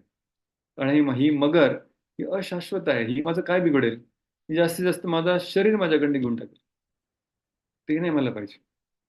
जिजे विषे नाहम इहामुया किम अंतर्बहिर्चावृतये भियोन्या इच्छामि कालेन न यस्य विप्लव तस्यात्मलोका वर्णस्य मोक्षम. गजेंद्र मोक्ष या कथेचं नाव आहे. पण मोक्ष म्हणजे काय? कशापासून मोक्ष पाहिजे? कोणत्या गोष्टीपासून मुक्ती पाहिजे? कोणत्या समस्येपासून मला सुटका हवी आहे? हे गजेंद्र ह्या श्लोकात सांगतो. तो सांगतो की जिजी विषय न अहम हि अमूया, मला ना आता जगण्याची इच्छाच नाही उरली. अरे मग तू प्रार्थना कशासाठी करतोय? मला वाटलं की तू मरतोय आणि म्हणून प्रार्थना करतो, मला जगायचं, मला वाचवा. तो नाही नाही, मला जगायचं नाहीये. हा तुझा पाय ऑलमोस्ट तुटलाय वाटतंय, आता तो हँडिकॅप बनून कशाला जगशील? तुला नवीन शरीर देतो चांगलं, त्याच्यामध्ये जग. नाही नाही, अमूया. कोणत्या चांगल्या शरीरात किंवा स्वर्गात जरी तुम्हाला ठेवलं ना, तरी मला आता काही जगायची इच्छा नाही. किती ऐश्वर्यशाली मला जन्म दिला ना, तरी मला जगायची इच्छा नाही. किम अंतर बहिर च आवृत ए भयोन्या. अरे अनेक अनेक योनीमध्ये मी किती वेळा बांधलो गेलोय. आत्ता हत्तीची योनी आहे, आधी मी राजा होतो, त्याच्या आणखी किती आधी किती जन्म घेतले असतील माहित नाही. इच्छा मी, पण एक माझी इच्छा आहे, जगायची माझी इच्छा नाहीये, मी मेलो तरी चालेल, पण माझी एक इच्छा आहे. इच्छा मी काले न यस्य विप्लव. अशी एक गोष्ट आहे जी काळाच्या ओघाने नष्ट होत नाही, तिला तुम्ही नष्ट करा. की मगरीला मारून तुम्ही काय मोठा पराक्रम करणार आहे? अरे तुम्ही विष्णू आहात, मुक्तीप्रदाता आहात. हे मगरीला मारून तुमचा विजय प्राप्त करणार तुम्ही नाही. अशी गोष्ट नष्ट करा जी अनंत काळामध्ये नष्ट होत नाही. कोणती गोष्ट आहे अशी जी किती प्रलय आले तरी नष्ट झाली नाही, अजूनही टिकू नये? ती तुम्ही नष्ट करा. अशी कोणती गोष्ट आहे? गजेंद्र सांगतो आत्मलोक आवरणस्य. अरे हे जे आत्मा आहे ना माझा, हे आत्म्याला झाकणारी जी गोष्ट आहे की नाही? आता आपल्या सर्वांच्या शरीरामध्ये आत्मा आहे की नाही? किती लोकांच्या शरीरामध्ये आत्मा आहे? बोला हो चॅट बॉक्स मध्ये. किती किती आत्मा जागृत आहे सध्या ते बघूया. किती लोकांच्या शरीरामध्ये आत्मा आहे? ओके, आहेत. 6, 7, 8, 10, 16, 19 आहेत. 87-88 पैकी काही लोकांच्या शरीरामध्ये आत्मा आहे. Very good. आत्मा आहे. किती लोकांना हा आत्मा दिसतोय? हो की नाही? आत्मा दिसतोय तुम्हाला की नाही दिसत आहे? सगळ्यांचं उत्तर नाहीच येते, तरी म्हणतात आत्मा आहे. दिसतच नाहीये. ठीक आहे, अनुभव तरी होतोय का आत्म्याचा? अनुभव पण नाही होत आहे. थोडी चाहूल तरी लागते का? नाही. थोडासा प्रकाश कुठेतरी? नाहीच. एकदम असं दाटून आलंय की असं शरीरात फक्त इस्कॉनवाले म्हणतात म्हणून माहित आहे की बाबा ते गीता मध्ये सांगतात, परत परत गीतेमध्ये भगवंत सांगतात की बाबा आपण शरीर नाही आत्मा आहोत, म्हणून कुठेतरी ऐकले म्हणून कदाचित असावा असा विश्वास आहे. पण अनुभव काहीच नाही किंवा त्या आत्म्याला प्रत्यक्ष बघितलंच नाहीये. अगदी तो झाकून गेला, इतका झाकून गेला, गुरफटून गेला की फक्त शरीर शरीर आणि शरीरच आठवतंय. सकाळपासून रात्रीपर्यंत फक्त शरीरच आठवतं आपल्याला. आत्मा लोक आवरणस्य. ज्याने ह्या आत्म्याला झाकून टाकलंय ना, त्या आत्म्याला उघडं करा. म्हणजे काय? कशाने या आत्म्याला झाकलंय? अज्ञान. अज्ञान अशी गोष्ट आहे जी काळाने नष्ट होत नाही. जर मी अज्ञानी आहे, विचार केला की नाही होईल, हळूहळू जसं मोठं होईल तसं बुद्धी येईल त्याला. नाही येत बुद्धी. तर हे अज्ञान नष्ट करण्यासाठी भौतिक बुद्धी करायची, पण आध्यात्मिक बुद्धी नाही येत. तर हे अज्ञान नष्ट करण्याचं काम हे बघून तुम्ही करा. जर तुम्हाला मला मोक्ष द्यायचं असेल ना, या अज्ञानापासून मोक्ष द्या की मी तुमच्यापासून वेगळा आहे, मी हे शरीर आहे, तुमचा मला काही संबंध नाही. हे सगळं अज्ञान जे साचलंय जन्मजन्मांचं, याचा थर जाड आहे. हे हत्तीचं शरीर नाही आत्म्याला झाकत आहे. हत्तीची चमडी, हत्तीचं मांस हे नाही आत्म्याला झाकत. अज्ञान जे आहे ना, ते आत्म्याला झाकतंय. आणि त्या अज्ञानाचा तुम्ही नाश करा. हे चक्रपाणी लवकर या आणि ह्या गजेंद्राला कायमचा या शरीराच्या बंधनातून सोडव. मला परत हत्ती बनून, गजराज बनून, हे सगळे जे आता उभे आहेत ना माझ्या बाजूला, त्यांनी खूप प्रयत्न केला मी वाचावं म्हणून, पण कोणी काय करू नाही शकलं. या जंगलाचा मी राजा आहे, सगळे घाबरतात मला इथे, पण ह्या सगळ्यांसमोर नाचक्की झाली, अपमानित झालोय. आता मला परत ते राजा बनून फिरायचा, गर्व करण्याचं काही इच्छा नाही. परत मला हे शरीर नकोय. आपण भगवंताकडे जातो पण काय प्रार्थना करतो? जे चाललंय ना ते थोडं सरळ करून द्या, बाकी पुढचं मी बघतो. आहे की नाही? किंवा हा प्रॉब्लेम फक्त सॉल्व्ह करून द्या भगवंता, बघा पुढची मी कशी भक्ती करतो. आपल्याला असं वाटतं की मी अजूनही नियंत्रक बनायला तयार आहे, अजूनही माझा वर्चस्व गाजवायला तयार आहे, थोडीशी तुमची मदत पाहिजे फक्त, बाकी भौतिक जगामध्ये मी माझी वाट काढील बरोबर. पण गजेंद्राचं समर्पण असं नव्हतं. गजेंद्राचं समर्पण होतं की बाबा या जगाने मला काही अपेक्षा उरलेली नाही, आता मला फक्त तुमचे चरणकमळ पाहिजे. त्यासाठी मध्ये हे अज्ञान येते, हे अज्ञान नष्ट करा, जेणेकरून मी तुमच्या नावामध्ये परत येऊ शकेल. ही गजेंद्राची प्रार्थना आहे. तर आचार्य सांगतात अजून एक प्रार्थना शेवटची, पण आता आपल्याला वेळ पुरेल का? ओके. नमो नमस्तुभ्यम असह्य वेग शक्तित्रयाय अखिल धिगुणाय प्रपन्न पालाय दुरंत शक्तये कदींद्रियाणाम अनवाप्य वर्तमने. जाता आता गजेंद्र सांगतोय की एवढ्या भगवान तुम्हाला प्रार्थना केल्या मी, अरे मी तुम्हाला प्रार्थना करतोय असंच शक्य नाहीये. कोणी व्यक्ती प्रार्थना करतो का तुम्हाला? तकलीफ खूप लोकांना आहे, पण मी तुम्हाला प्रार्थना करू शकतोय. प्रपन्न पालाय, शरणागती तुम्ही पालक आहात. दुरंत शक्ती, अफाट शक्तीधारी तुम्ही आहात. शक्तित्रयाखिल धी गुणाय, पूर्ण 3 लोकांमध्ये 3 गुणांना नियंत्रित करण्याची तुमची शक्ती आहे. नमस्तुभ्यम असह्य वेगम, इतकी तुमची शक्ती आहे की कोणत्या समोर उभा नाही राहू शकत. तुमच्या सगळ्या गुणांना जाणून तुमची प्रार्थना करतोय. कोण करू शकतो? तोच व्यक्ती करू शकतो ज्याने आपल्या इंद्रियांचं दमन केलं. कदेंद्रियाणाम अनवाप्य वर्तमने, ज्याने आपल्या इंद्रियांवर कधीही नियंत्रण केलं नाही, ज्याने आपल्या इंद्रियांना सैराट सोडून दिलंय, अशी व्यक्ती तुम्हाला प्रार्थना नाही करू शकत. ह्या मार्गावर ते येतच नाहीत. ह्या प्रार्थनापर्यंत पोहोचतच नाही. त्यांची प्रार्थना फक्त आपलं भौतिक जग कसं सुधारून घ्यायचं आणि भगवंताला आपल्या सेवेत कसं लावायचं, ही त्यांची प्रार्थना असते. माझी प्रार्थना तुमच्या सेवेत लागण्याची आहे. भक्ती म्हणजे हा मोठा बदल प्रभुपाद आपल्याकडे अपेक्षित करतात. आपण भक्तीमध्ये येतो हे ऐकून सुरुवातीला आपण म्हटलो चॅन्ट हरे कृष्ण अँड बी हॅपी. आपण भक्तीमध्ये काय येतो? हरे कृष्ण जप करा आणि आनंदी व्हा. पण खरंच कृष्ण भावना म्हणजे असं आहे का की हरे कृष्ण जप करा आणि आनंदच आनंद? ती ऍडव्हर्टाईज आहे, खरी पण आहे, पण त्यात महत्वाची ऍडव्हर्टाईज काय आहे? हरे कृष्ण जपा भगवंतांना आनंद देण्यासाठी. भक्ती करा, सेवा करा, नामजप करूया, भागवत वाचूया, भगवानच्या लीला कथा ऐकूया. कशासाठी? स्वतःच्या आनंदासाठी नाही, भगवंतांच्या आनंदासाठी. अशी प्रार्थना कोण करू शकतो? ज्याचं स्वतःच्या इंद्रियांवर नियंत्रण आहे, जो स्वार्थी नाही उरला आता, त्याला समजलं की खरा स्वार्थ भगवंतांच्या सेवेमध्ये आहे, दिल्याने मला भेटणार आहे, त्यांच्या सेवेमध्ये माझा आनंद आहे. यथा तरोर्मूल निषेचनेन शुद्धंती तस्मै भुजोपशाखा प्राणोपहारा शेतेंद्रियाणाम. ज्या प्रकारे पोटात खाऊ घातलं, इंद्रियांना आपोआप भेटतं. झाडाच्या मुळाशी पाणी घातलं, झाडाच्या फांद्यांना, फळांना, फुलांना आपोआप मिळतं. स्वतःचा मेकअप केला तर प्रतिबिंबाचा मेकअप आपोआप होतो. तसं हे भगवंता, तुमची सेवा केली, तुम्हाला आनंद दिला, तर माझ्या आनंदाचा विचार करायची गरजच नाही. तुमच्या आनंदामध्येच खरा आनंद आहे. हे ज्याला समजलं त्याला भक्ती समजली. ज्याने स्वतःला केंद्रस्थानातून काढलं आणि गुरु, वैष्णव, कृष्णांना केंद्रस्थान बनवलं, की यांच्या आनंदासाठी मी काय करू शकतो. प्रेम म्हणजे काय? जिथे स्वतःचा विचार नाही, प्रिय कराचा विचार आहे.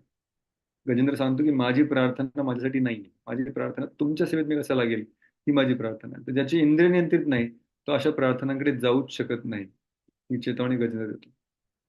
आणि ही प्रार्थना जेव्हा भगवंत ऐकतात तर भगवंत आता थांबू शकत नाही. ह्या प्रार्थना गजेंद्राच्या इतक्या सुंदर आहेत की या प्रार्थनेकडे आपल्याला खूप काही शिकायचं.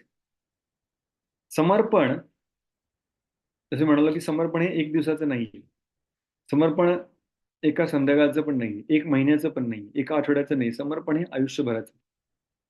आणि आयुष्यभर आपण जे समर्पण करू, समर्पण हे भगवंतांचे समर्पण म्हणजे भगवंतांना प्राप्त करण्यासाठी जी साधना आहे त्या साधनेला समर्पण करणं गरजेचं आहे. प्रतिदिन भगवंताचं नामजप करणे, प्रतिदिन भगवंतांची कथा ऐकणे, प्रतिदिन भगवंतांना प्रार्थना करणे, हे नित्य निरंतर जेव्हा आपण करू तेव्हा या सतत प्रयास केल्याने आपलं हृदय परिवर्तन होणार आणि मग ती प्रार्थना भगवंतांपर्यंत पोहोचणार. तर बिभीषण रामायणामध्ये जेव्हा रावणाची सेना सोडून, रावणाचा आश्रय सोडून प्रभू श्री रामचंद्राचा आश्रय घेण्यासाठी येतात, ते समर्पण करण्यासाठी येतात, तर त्यांची श्री रामचंद्रांना प्रार्थना काय? बिभीषण सांगतात, सर्व लोक शरण्याय राघवाय महात्मने. प्रभू श्री रामचंद्रांना प्रणाम करतायत आणि सांगतायत, निवेदयन माम क्षिप्रम बिभीषणम उपस्थितम. सांगतात, हे भगवंता, सर्व लोक शरण्याय, तिन्ही लोकांमध्ये शरण जाण्यास उत्तम व्यक्ती तुम्ही आहात प्रभू श्री रामचंद्र. राघवाय महात्मने, रघुकुलातील महान राघव, हे महात्मने, मी तुमच्या शरणी आलो आहे ना, मला पटकन स्वीकार करा. रामचंद्रामध्ये एवढी काय घाई आहे? आयुष्य गेलं तुझं रावणाची सेवा करण्यामध्ये, आणि आता तू म्हणतो की आत्ताच तू आलाय, फक्त आकाशातून उभा राहिलाय आणि सांगतोय की पटकन मला स्वीकार करा. का तुला स्वीकार करू? ते म्हणतात की माझ्यामध्ये गुण काहीच नाहीये, तसं मी राक्षस आहे, आतापर्यंत सगळं चरित्र पण खराब आहे, पण तरीही मी तुमच्याकडे प्रार्थना करतोय. का? कारण आज माझी इच्छा झाली की तुम्हाला शरण जावं. तुम्ही जर पटकन या संधीचा फायदा नाही घेतला ना, तर माझे मन फार विचलित आहे. कधी माझे मन सांगेल की बाबा सोड रामचंद्र, जाऊ दे, बरा होता आपला रावणच, कशाला भगवंतांची सेवा, मायेची सेवा चांगली होती, कशाला भगवंतांच्या इच्छेनं जगायचे, आपली मनमानी चांगली होती, असं माझं मन पटकन बदलेल. म्हणून निवेदय माम क्षिप्र, माझं निवेदन तुम्ही पटकन स्वीकार करा. का? कारण माझ्या मनाचा काही विश्वास नाही. तेव्हा तो सांगतोय, विभूषण सांगतोय की पटकन मला स्वीकार करा, कारण तमोगुणामधनं मी आलोय आणि हा तमोगुण रजोगुण कधी माझ्यावर हावी होईल आणि परत माझ्या इंद्रिय भोगाची इच्छा निर्माण होईल हे सांगू शकत नाही. तर आपल्या हृदयामध्ये भगवंतांना शरण जाण्याची इच्छा उत्पन्न होते. ही इच्छा म्हणजे एका छोट्याशा ठिणगीसारखी. ठीक आहे? आता एका ठिणगीमध्ये काय ताकद आहे? ताकद आहे की नाही? हो की नाही? चॅट बॉक्समध्ये उत्तर द्या. एक छोटासा स्पार्क फायरचा, एक छोटीशी ठिणगी, एक छोटी चिंगारी, उसमें ताकत है कि नहीं? Yes sir no? है, बिलकुल ताकद है. ठीक आहे. त्याची ताकद केव्हा ओळखू येईल? जर तिला योग्य अनुकूल परिस्थिती मिळाली, जर तिला वाळलेलं गवत, हळूच वाऱ्याची झुळूक हे जर मिळाली, तर त्या हवेसोबत आणि त्या गवताच्या पात्यांसोबत भरभर भरभर भरभर ती छोटी चिंगारी कधी मोठ्या अग्नीचं रूप घेईल आणि संपूर्ण जंगलाला काय पूर्ण शहराला सुद्धा जळून टाकेल. मागच्या वर्षी लॉस एंजेलिस पूर्ण जळून खाक झाला. कशामुळे? अग्नी. सुरुवात कुठून झाली? छोटीशी ठिणगी. तर बिभीषण सांगते की माझी जी शरणागतीची इच्छा आहे, माझ्या या पूर्ण हृदयामध्ये इंद्रतृप्तीच्या हजारो इच्छा आहेत. एक क्षण सुद्धा माझी तुम्हाला शरण जाण्याची इच्छा होते, पण आत्ता झालीये. छोटीशी इच्छा आहे, अतिशय बळावलेली पण नाहीये, छोटीशी इच्छा आहे की भक्ती करावी, नामजप करावा, भगवंतांना शरण जावं. ती छोटीशी चिंगारी विझण्याआधी भगवंता मला तुम्ही, कारण जर अचानक जर मोठा वारा आला, चिंगारीला जर हळूहळू वारा मिळाला तर ती हळूहळू मोठी होते, पण मोठा वारा आला तर ती उडून जाते आणि तिच्याने काहीच होत नाही, ती विझून पण जाते कारण छोटीशी आहे ती. अनुकूल वातावरण मिळालं तर ती मोठी हद निर्माण होऊ शकते, पण प्रतिकूल वातावरण मिळालं तर ती लगेच विझून सुद्धा जाऊ शकते. बिभीषण सांगतायत की आजूबाजूला सर्व राक्षस आहेत माझ्या, सर्वजण फक्त इंद्रिय भोग इंद्रिय भोग इंद्रिय भोग हाच विचार करतोय, आणि यांचा जर मी संघात राहिलो तर हे मोठं वादळ आहे. इंद्रिय भोगाच्या इच्छा जर वादळाप्रमाणे आल्या तर ही चिंगारी छोटीशी तुमची सेवा करण्याची नष्ट होऊन जाईल. किंवा तुम्ही मला कृपा करा, मला तुमच्या सेनेमध्ये सहभाग घ्या. म्हणजे काय? मला हनुमान, अंगद, सुग्रीव, नल, नील यांसोबत मला राहू द्या. मला तुमच्या सेनेचा एक भाग बनवा. का? कारण हे जे सगळे महान वीर आहेत, हे सगळे तुमचे भक्त आहेत. या सगळ्यांमध्ये धगधगता अग्नी तुमची सेवा करण्यासाठी, आणि हे सगळं आपलं घर दार सोडून तुमच्यासोबत वनवन भटकत इथपर्यंत आले आहेत, श्रीलंकेला पोहोचण्यासाठी, तुमची सेवा करण्यासाठी, माता सीतेला वाचवण्यासाठी. ह्या भक्तांचा संघ म्हणजे हळुवार वारा आहे, जो माझी ही छोटीशी ठिणगी हिचा मोठा अग्नी होऊ शकते. तर आपल्या हृदयामध्ये असलेली छोटीशी इच्छा भगवंतांची सेवा करण्यासाठी ही विझून जाईल जर आपण अभक्तांचा संघ घेतला, आणि हीच ठिणगी अतिशय मोठी होईल आणि आपणही खूप काही करू शकू जर भक्तांच्या संघामध्ये राहिलो. शक्ती आपली खूप छोटी आहे, आपण मोठे भक्त नाही, पण आपण ज्या भक्तांच्या संघात राहतो त्याने शक्ती निर्माण होते, त्याने आपली छोटीशी भक्ती सुद्धा हळूहळू वणव्यासारखी पेट घेते. ठीक आहे? म्हणून भक्तांचा संघ फार महत्वाचा आहे, आणि लवकरात लवकर भक्तांच्या संघामध्ये रुजू होणे हे तितकंच महत्वाचं आहे. कारण जसा गजेंद्र सांगतो की माझ्या मनाचा काही भरोसा नाही, जसं बिभीषण सांगतो की माझ्या मनाचा काही भरोसा नाही, तसं आपल्या मनाचा तर बिलकुलच भरोसा नाही. ठीक आहे? कधीही भगवंतांना शरण जाण्याची इच्छा उडून जाईल आणि नष्ट होईल. म्हणून गजेंद्र सांगतो की भगवंता लगेच तुम्ही मला स्वीकार करा. आणि मग गजेंद्र ऍक्च्युली सर्व प्रार्थना अर्पण झाल्यानंतर आता भगवंत जे बसलेत वैकुंठामध्ये, ते भगवंत गजेंद्र सगळ्या प्रार्थना ऐकतात, आणि प्रार्थना ऐकल्यावर भगवंत लगेच पळायला लागतात. इतके जोरात पळायला लागतात की लक्ष्मी विचारते, अरे कुठे चालला तुम्ही? काही शास्त्रांतलं की रुक्मिणी विचारते, भगवंत द्वारकेमध्ये आहेत, द्वारकेमध्ये शतरंज खेळतायत रुक्मिणी सोबत, आणि अचानक उत्तराने पळायला लागतात. रुक्मिणी, अरे कुठे चालला तुम्ही? काय झालं? एवढं काय अर्जंट आहे? भगवंत सांगणार असतात की हत्तीने हाक मारलीये, मला गेलंच पाहिजे. आचार्य आणि प्रवचनकर सांगतात की भगवंत जेव्हा म्हणाले की हत्ती, हो म्हणाले त्या वैकुंठामध्ये होते, ती म्हणता म्हणता हत्तीच्या समोर होते. भगवंत फक्त वाट बघताय. 1000 वर्ष भगवंत काय करत होते?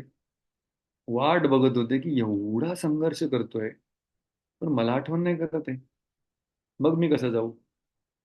जेव्हा मला आठवण करेल तेव्हा मी लगेच जाईल. वाट बघतायत त्या क्षणाची. परमात्मा आपल्या अगदी जवळ बसलेत. द्रौपदीने जेव्हा भगवंतांना आळवलं, त्याच्या आधी दुःशासन आपल्या 10,000 हत्तींच्या ताकदीने त्या हाताने ती साडी ओढत होता. द्रौपदीला वाटलं की याची ताकद, ती आपल्या हातांनी साडी पकडून ठेवू लागली. पण ती नारी आहे, क्षात्राणी जरी असली तरी एक स्त्री आहे, तिची किती ताकद असणार आहे. दुःशासनासमोर तिची साडी आता आपल्या हातात सुटायला लागली. तिला समजलं की आता तर जसं गजरासाठी आपले प्राण होते, तसं द्रौपदीसाठी तिची आबरू होती, तिच्याकडे तिची लाज होती. आणि ती लाज प्राणांपेक्षाही प्रिय होती तिला. कुलवधू स्त्री होती ती. आणि ते प्राण वाचवण्यासारखी ती साडी गच्च पकडून धरत होती. पण दुःशासनासमोर तिचा काही टीका लागणार नव्हता. मग तिने विचार केला की होणार नाही, मला काहीतरी केलं पाहिजे. आय नीड हेल्प, मला मदतीची आवश्यकता आहे. आणि म्हणून ती कोणाकडे बघू लागली? आपल्या सगळ्या धुरंधर 5 पतींकडे बघू लागली. धर्मसुत युधिष्ठिर, गदाधारी भीम, गांडीवधारी अर्जुन आणि महान पराक्रमी नकुल सहदेव, या 5 जणांकडे बघू लागले. अरे वाचवा, कोणीतरी काहीतरी करा. हे सगळेजण मान खाली घालून बसले. आम्ही काही करू शकत नाही. इच्छा आहे, पण परिस्थिती अशी निर्माण झाली आहे, आम्ही काही नाही करू शकत. वडील या लोकांकडे बघते. भीष्म पितामह, धृष्ट, धृतराष्ट्र, विदुर, हे सगळ्या मोठ्या मोठ्या लोकांकडे बघते. शकुनी, वयाने मोठे वयोवृद्ध आहे. कृपाचार्य, धौम्य ऋषी आहेत. हे सगळेजण मान खाली घालून उभे आहेत. या सभेमध्ये आम्ही सर्व चुप्प आहोत. भगवंताने अशी रचना केली आहे की आम्ही इथे काहीच बोलू शकत नाही. तर माझे स्वतःचे मला मदत करत नाहीयेत. वडीलधारे शक्तिशाली महान राजे मला मदत करत नाहीयेत. आता मला माझ्या शक्तीनेच वाचवलं पाहिजे. आणि ती आपली ताकद अजून लावते, पण तरी दुःशासन खेचतोय. मग ती विचार करते की नाही, मला भगवंतांना शरण गेलं पाहिजे. आणि मग ती एक हात वर काढते, ते आचार्य सांगतात. पण तरीही भगवंत येत नाही. का येत नाही? तर भगवंतांना संपूर्ण शरणागती हवी. आणि मग जेव्हा ती पूर्ण साडी सोडून देते, किंवा माझ्याच्याने काय होणार नाहीये, भगवंतच वाचवू शकतं. आणि जेव्हा दोन्ही हात वर करून जेव्हा द्रौपदी पुकारते, तेव्हा भगवंतांना यावंच लागतं. कारण जिथे शरणागती आहे परिपूर्ण, तिथे भगवंत अगदी जवळ आहेत.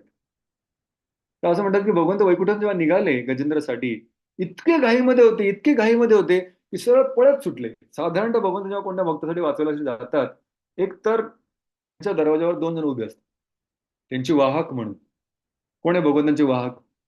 एक तर आहे गरुडजी, दुसरे आहे हनुमानजी.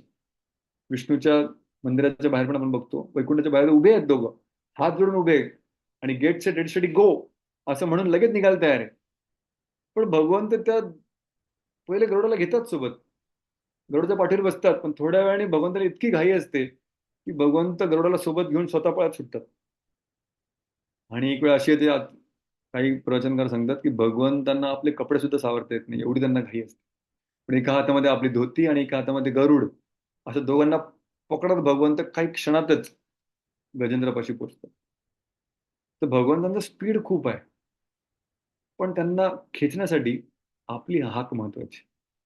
असं म्हणतात, आपण एक पाऊल टाकलं तर भगवंत 10 पावलं टाकायला तयार आहे, पण पहिलं पाऊल आपलं असलं पाहिजे. आणि ते पाऊल आपण कधी टाकू, याच्यासाठी जे काय आपल्या जीवनात होतंय ना, हे सगळं, प्रत्येक परिस्थिती, भगवंत जे काय आपल्या जीवनामध्ये आणता येत नाही, प्रत्येक परिस्थितीचं एकच प्रयोजन आहे. ते प्रयोजन काय?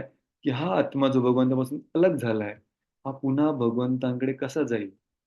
संपूर्ण सृष्टीची रचना ब्रह्मदेवांनी, मायादेवीने अशी प्रकारे केली आहे की हा आत्मा परत भगवंताकडे गेला पाहिजे. पण प्रत्येक परिस्थिती आपण फक्त आपल्या शक्तीने सॉल्व्ह करण्याचा प्रयत्न करतो, आपलाच गर्व प्रूव्ह करण्याचा प्रयत्न करतो. आणि या प्रत्येक समस्या ऍक्च्युली भगवंतांना जोडण्याची एक संधी आहे. पण प्रत्येक वेळी आपण जेव्हा आपलीच बुद्धी वापरण्याचा प्रयत्न करतो, तेव्हा आपण ती संधी नेहमी गमावत असतो. आपल्या बुद्धीचा वापर केला पाहिजे, करावाच लागणार आहे. भगवंताच्या सेवेसाठी करा ती बुद्धीचा वापर. पण शरणागतीला आपण स्नूज नाही करायचं, शरणागतीला पटकन स्वीकार करायचं. गजेंद्राने भगवंतांना हाक मारली, काही क्षणात भगवंत तिथे उपस्थित होते. त्याला म्हणतात 5वी स्टेज, ते म्हणजे संरक्षण. कोणाला आठवतंय आतापर्यंत 4 पायऱ्या गजेंद्र ज्या स्टेजेस मधनं गेला, पहिल्या 4? कोणाला आठवतंय? कोण सांगू शकेल?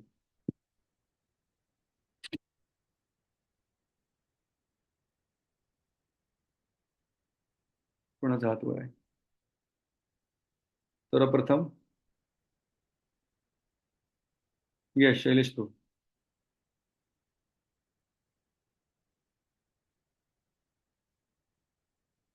हरे कृष्णा, अनम्यूट करा.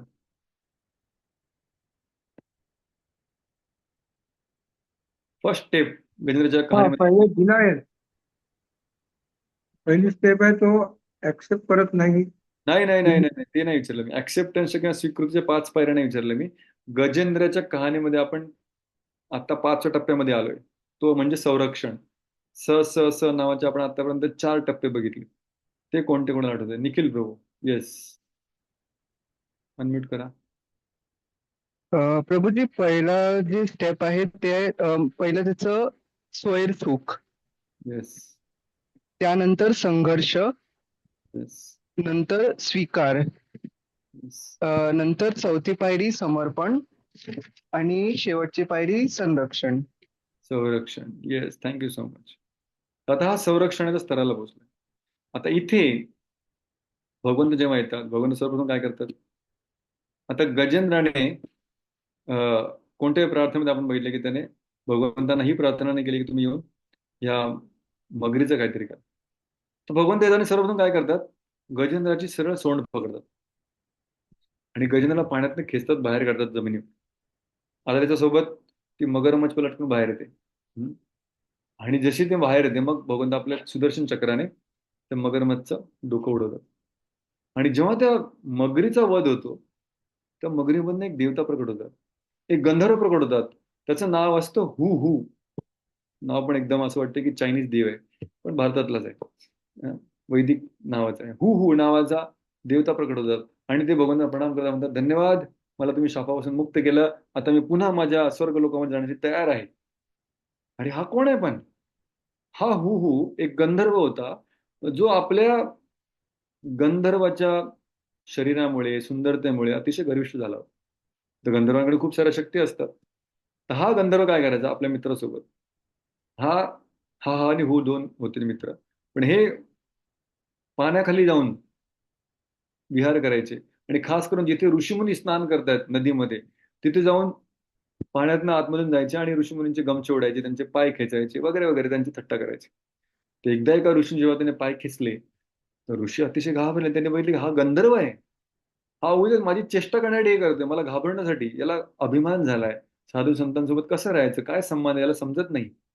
म्हणून त्यांनी त्याला शाप दिला, पाण्यामध्ये राहून अशा प्रकारे हिंस्त्र वागतोय, पाण्यामधलाच हिंस्त्र पशु बनशील. पण तो काय बनला? मगर. पण भगवंतच तुझी सुटका करते आणि भगवंत चक्रपाणी आले आणि त्याने त्याची सुटका केली. आता मगरमच्छचा उद्धार झाला. झाला की नाही झाला? मगरीचा उद्धार झाला का? गजेंद्राच्या आधीचा उद्धार झाला. आणि नंतर गजेंद्रला भगवंत म्हणतायत, आता एक कथा करतात गुरु महाराज सांगतात की या हा हुहूला मुक्ती का मिळाली? मुक्ती नाही मिळाली ऍक्च्युली, याला फक्त स्वर्गामध्ये परत गेला. तो जन्ममृत्यू चक्रामधनं बाहेर नाही निघाला, कारण त्याने प्रार्थना केलीच नव्हती. अनायासे तो भक्ताच्या संपर्कात आला होता. भक्ताचे पाय पकडले होते त्याने, पण चुकीच्या पद्धतीने पकडले होते. जसे पकडायला पाहिजे तसे नव्हते पकडले, त्रास देताना पकडले होते. पण काही का होईना वैष्णवाच्या संपर्कात आला होता. वैष्णव इतके पवित्र असतात ना की कसेही संपर्कात आले तरी त्यांचा उद्धार होतो. याचा अर्थ असा नाही की आपण पण मगरमच्छ बनून वैष्णवांना त्रास दिला पाहिजे. पण भलेही तो भक्ताच्या संपर्कात आल्यामुळे त्याला विष्णूचं साक्षात दर्शन झालं होतं, पण मनामध्ये भाव नव्हते, मनामध्ये आतुरता नव्हती, समर्पण नव्हतं, स्वीकृती नव्हती. या सगळ्या आतली जी मनस्थितीचा बदल जो गजेंद्रामध्ये झाला होता तो या मगरीमध्ये झाला नव्हता. म्हणून विष्णू समोर प्रकट झाले तरी त्याला काय भेटलं शेवटी? फक्त स्वर्ग. आणि स्वर्गामध्ये काय आहे? क्षिणे पुण्यम मर्त्यलोकम विशंती. स्वर्गात देवता राहतात पण पुण्य आहे तोपर्यंतच, नंतर पुन्हा त्या जीवांना या भौतिक जगामध्ये परत भूतलावर जन्म घ्यावाच लागतो. परमानंद शाश्वत स्थान नाहीये. भू स्वर्गात जातो आणि मग गजेंद्र भगवंताच्या डोळ्यासमोर हा गजेंद्राचं रूपांतर एका विष्णू मूर्तीमध्ये होतं. विष्णू सारखंच त्याला रूप प्राप्त होतं. त्याला म्हणतात सारूप्य मुक्ती. भगवंतांसारखंच त्याचा मेघवर्ण निर्माण होतो, त्याचे कमलनयन असतात, 4 हात प्रकट होतात, त्याच्याकडे शंखचक्र गदा पद्म आहेत, कौस्तुभमणी सोडून सगळं आहे, श्रीवत्स सोडून सगळं आहे. आणि हा चतुर्भुज युगामधला हा विष्णू रूप प्राप्त झालेला गजेंद्र आता त्याच्यासमोर वैकुंठ विमान खाली उतरत.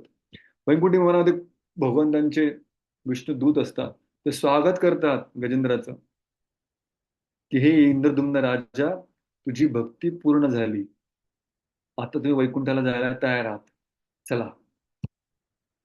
म्हणाल की अरे, आता तुमची भक्ती पूर्ण झाली म्हणजे काय? भक्ती चालू कधी झाली होती? भक्ती चालू झाली होती मागच्या जन्मामध्ये. काल आपण कहाणी बघितली, इंद्रद्युम्न राजा स्वतः महान भक्त होते, पण भगवंतांची आराधना करत होते, श्रीकृष्णांची आरती पूजा इत्यादी करत होते. पण पूजेमध्ये इतके गर्क होते की अगस्त्य ऋषी मागे आले, त्यांचं लक्ष नाही. भगवंताच्या इच्छेने अगस्त्य ऋषी जे कधी राग होत नाही, ते रागवतात आणि ते शाप देतात की जड बुद्धी तू हत्ती योनीमध्ये प्रवेश करशील.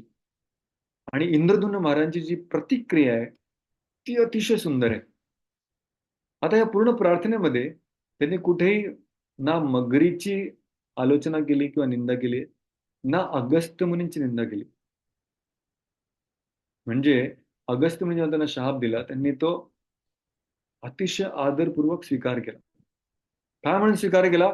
त्यांना समजलं जे काही होतंय ते भगवंतांच्या इच्छेने होतंय. असाच मी भक्ती करतो राहतो, किती जन्माने भगवत धामात जाईल माहित नाही, पण ह्या शापाच्यामुळे एका जन्मात कदाचित भगवंत भेटतील. याच्यामध्ये भगवंतांचा काय प्लॅन आहे चांगला तो मला माहित नाही, पण भगवंतांना माहित आहे. मला त्यांच्या योजनेवर पूर्ण विश्वास आहे. आणि म्हणून ते अगस्त्य ऋषींना प्रणाम करतात, सांगतात की ठीक आहे, तुम्ही जो शाप दिला तो मला मान्य आहे. त्यांच्या मनामध्ये अगस्त्य मुनींबद्दल थोडाही वैरभाव निर्माण होत नाही. हे भगवंताने याची नोंद घेतली होती. आणि हा जो भाव आहे त्यांचा, ह्या भावामुळेच पुढच्या जन्मामध्ये अगदी वेळेवर ही सगळी भक्ती जशी आहे तशी त्यांना परत मिळाली. का? कारण त्यांना माहित होतं वैष्णवांसोबत व्यवहार कसा करावा. तर फक्त शास्त्रामध्ये पारंगत असणे महत्वाचं नाही, फक्त सेवेमध्ये खूप एक्सपर्ट कुशल असणे महत्वाचं नाहीये, तर वैष्णव समाजामध्ये वैष्णवांसोबत खूप सतर्कतेने आदरपूर्वक व्यवहार करणे हे पण तेवढंच महत्वाचं आहे.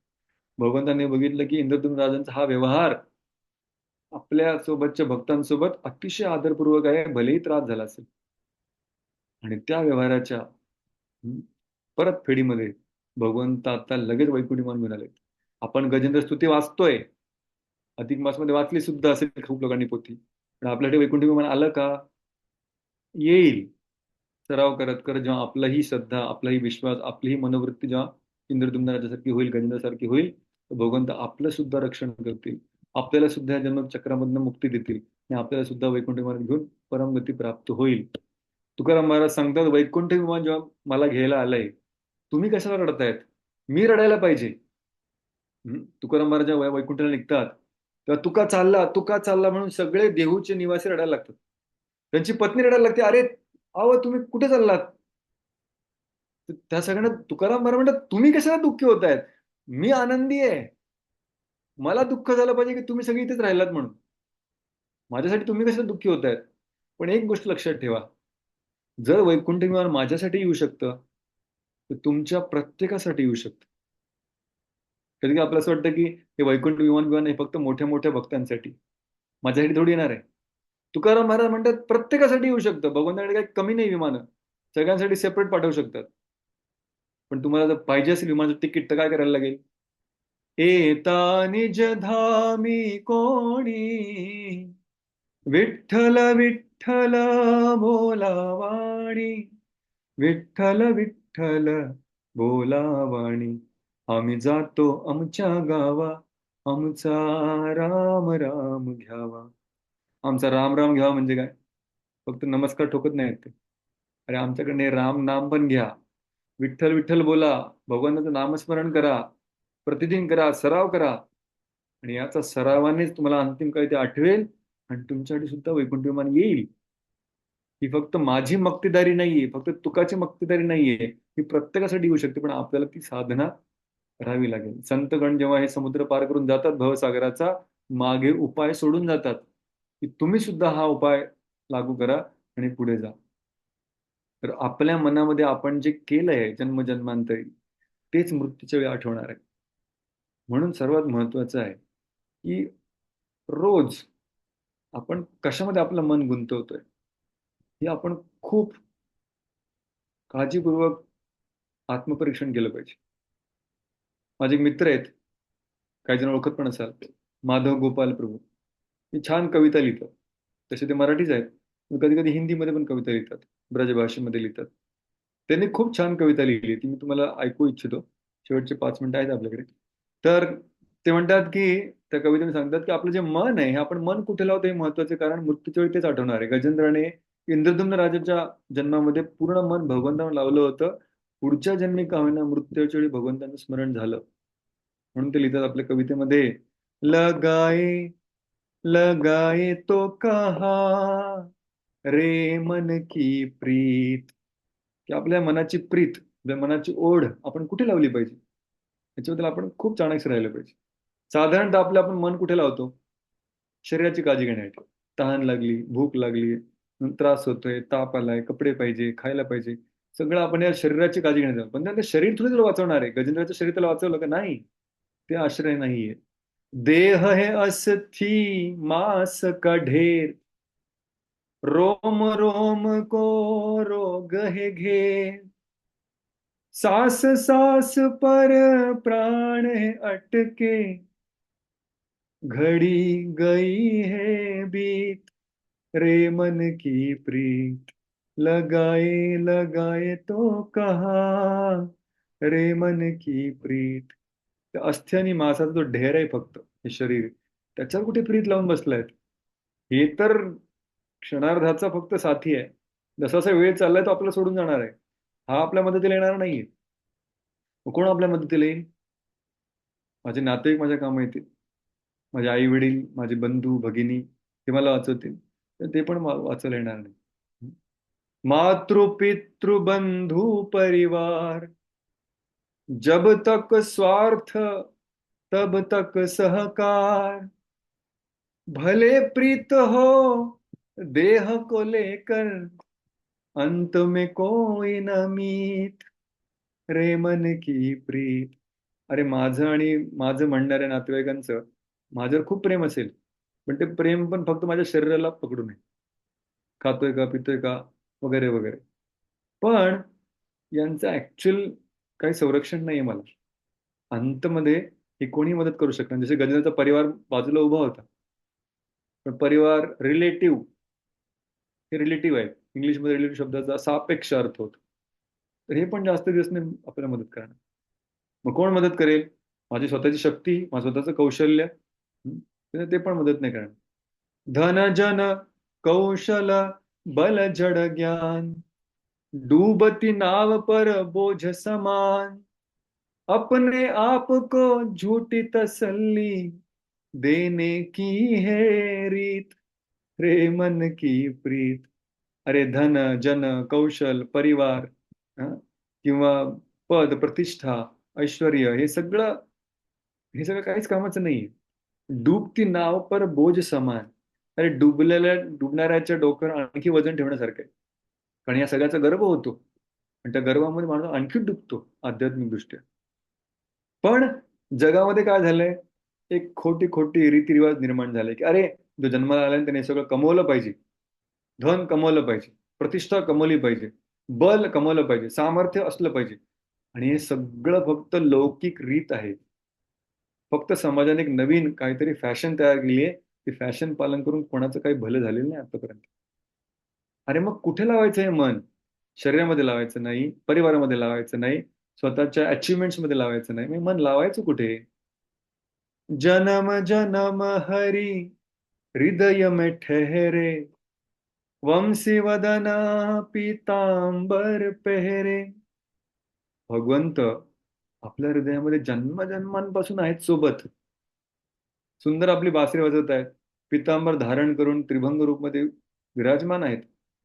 पण फिर भी तुम क्यों सुन न सके हो, दिव्य मधुर संगीत रे मन की प्रीत, लगाए लगाए तो कहा रे मन की प्रीत. अरे हे भगवंत जे हृदयामध्ये आहेत त्यांचं मात्र तुला स्मरण होत नाहीये, तिथे तू मन लावत नाहीये. फिर भी तुम तू सुन्न सके हो, त्यांचा हाक तुला ऐकू येत नाही. गीता, भागवत हे काय? हे भगवंतांचं हाक आहे आपल्याला. भगवंतांनी समोर केलेला हात आहे. ते जर वाचलं, ते समजलं, तर आपण त्यांच्यावर मन लावू. पण तिकडेही मन लागत नाही. तेच महत्वाचं आहे. म्हणते की मन तिकडे लावायचं आपल्याला. त्याच अर्थाचा ऍक्च्युली तुकाराम महाराज सुंदर अभंग लिहितात. तो पण मी इथे स्क्रीनवर दाखवलाय. अतिशय त्याचा अर्थाचा अभंग आहे. ते म्हणतात की नको नको मना गुंतू माया जाळी, काळ आला जवळी ग्रासावया. अरे मना, माया जाळामध्ये पडू नको. काळ जवळच उभा आहे. गजेंद्राला दिसत होता, आपल्याला दिसत नाही. गजेंद्राकडे 1000 वर्ष होते, आपल्याकडे किती आपल्याला माहिती नाही.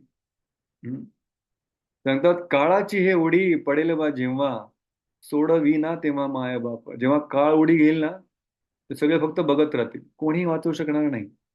सोडविना राजा देशीचा चौधरी. तुझे खूप श्रीमंत श्रीमंत लोक ओळखीचे असतील, तुझ्या मोबाईलमध्ये खूप सारे कॉन्टॅक्ट नंबर असतील, कोणी मदत नाही करणार. आणि क सोयरी भली भली, बाकी तुझी नातीगोती सोयरी ती पण भली भली मोठी असतील, कोणी काम येणार नाही. तुका म्हणे तुला सोडविना कोणी. तुकाराम महाराज म्हणतात तुझ्या त्या बिकट परिस्थितीमध्ये तुला कोणी सोडवणार नाही. एका चक्रपाणी वाचून या. फक्त चक्रपाणीच आहे जो तुला त्या क्षणी वाचू शकतो. ऍक्च्युली आपल्या जीवनामध्ये आपण हे जर ओळखलं, ह्या जगामध्ये माझा एकच व्यक्ती माझा आपला आहे, तो म्हणजे भगवंत. हा विश्वास जेव्हा दृढ होईल ना, तेव्हा कशी परिस्थिती आली, किती मोठा काळ आला, तर पटकन हाक त्या भगवंतांच्या नावाचीच निघेल. आणि ती जर निघाली शुद्ध भावाने, फक्त संकट दूर करण्यासाठी नाही, ते भगवंता बस आता मला तुमच्या धामी घेऊन चला, आता मला तुमच्या सेवेमध्ये लावा, हे जेव्हा समजेल, तेव्हा गजेंद्र मोक्षाची कथा आपल्या जीवनामध्ये धन्य झाली असं आपण समजलं पाहिजे. श्रील प्रभुपाद ज्यांचं ह्या भागवतावर अतूट विश्वास आहे, हे प्रभुपाद जेव्हा अमेरिकेला निघाले तेव्हा धन संपत्ती घेऊन नाही निघाले सोबत. 40 रुपये होते फक्त. 40 रुपये घेऊन कोण प्रवास करतो? पण 70 वर्षाचा हा माणूस फक्त 40 रुपये घेऊन अमेरिकेला निघालाय. कॉन्फिडन्स कुठून आलाय? विश्वास कुठून आलाय? हिंमत कुठून आली? ही सगळी हातामध्ये 2 मोठे मोठे ट्रंक आहेत. ट्रंकमध्ये आहे तरी काय? श्रीमद भागवत. का? कारण ह्या भागवतातले जे चरित्र आहेत, हे जेव्हा लोक वाचतील आणि हरिनाम घेतील, त्यांचा उद्धार प्रबोधना पूर्ण शाश्वत येईल. असा विश्वास जेव्हा आपला भागवतावर होईल, भागवतातल्या चरित्रांवर होईल, हा, तो प्रभूंच्या कृपेनेच, गुरुजनांच्या कृपेनेच होऊ शकतो. आणि मग आपण भक्ती जशी गजेंद्राने अतिशय तीव्रतेने घेतली, लेट का होईना, तशी आपणही घेऊ शकू. म्हणून श्रीमद भागवतम प्रमाणम अमलम हे एक सर्वात मोठं प्रमाण आहे. प्रेम पुमार्तो महान, भगवानाचं प्रेम प्राप्त करण्यासाठी. प्रभुपादांचा आपण धन्यवाद देऊ की त्यांच्या कृपेमुळे आपल्याला हे सगळं अतिशय सोप्या भाषेत आपल्यापर्यंत पोहोचलंय, आपण त्याला वाचू शकतोय, त्याचा आपल्या जीवनामध्ये लागू करू शकतोय. तुम्हा सर्वांचे खूप खूप धन्यवाद मागचे 3 दिवस इथे प्रस्तुत राहण्यासाठी. तुमच्यामुळे माझेही शास्त्र थोडं वाचन झालं, थोडं कथा करण्याचा संधी मिळाली. जे काही बोललो ते शास्त्रातनं बोलण्याचा प्रयत्न केलाय. जे काही चुकलंय ते सगळं माझं आहे, जे काही बरोबर ते सगळं प्रभुपादांचं आहे, त्यांच्या शिष्यांनी दिलेलं आहे. बाकी सगळा माल चोरीचाच आहे, गुरु शिष्य परंपरेकडनं घेतलेला. पण तुमच्या संघामध्ये ते सगळं बोलण्याचा आणि त्याचं चिंतन करण्याचा पुरुषोत्तम मासमध्ये योग मिळाला, त्याबद्दल खूप खूप धन्यवाद. हरे कृष्णा कृष्ण कृष्ण हरे हरे, हरे राम राम राम हरे हरे. ग्रंथराज श्रीमद भागवत महापुराण की जय. श्री गजेंद्र की जय. शील प्रभुपाद की जय. अनंत कोटि वैष्णववृंद की जय. निताई गौर प्रेमानंदे. हरि हरि बोल. खूप खूप धन्यवाद. हरे कृष्ण. कुठे काही प्रश्न असेल तर आपण घेऊया, नंतर थांबू शकतो.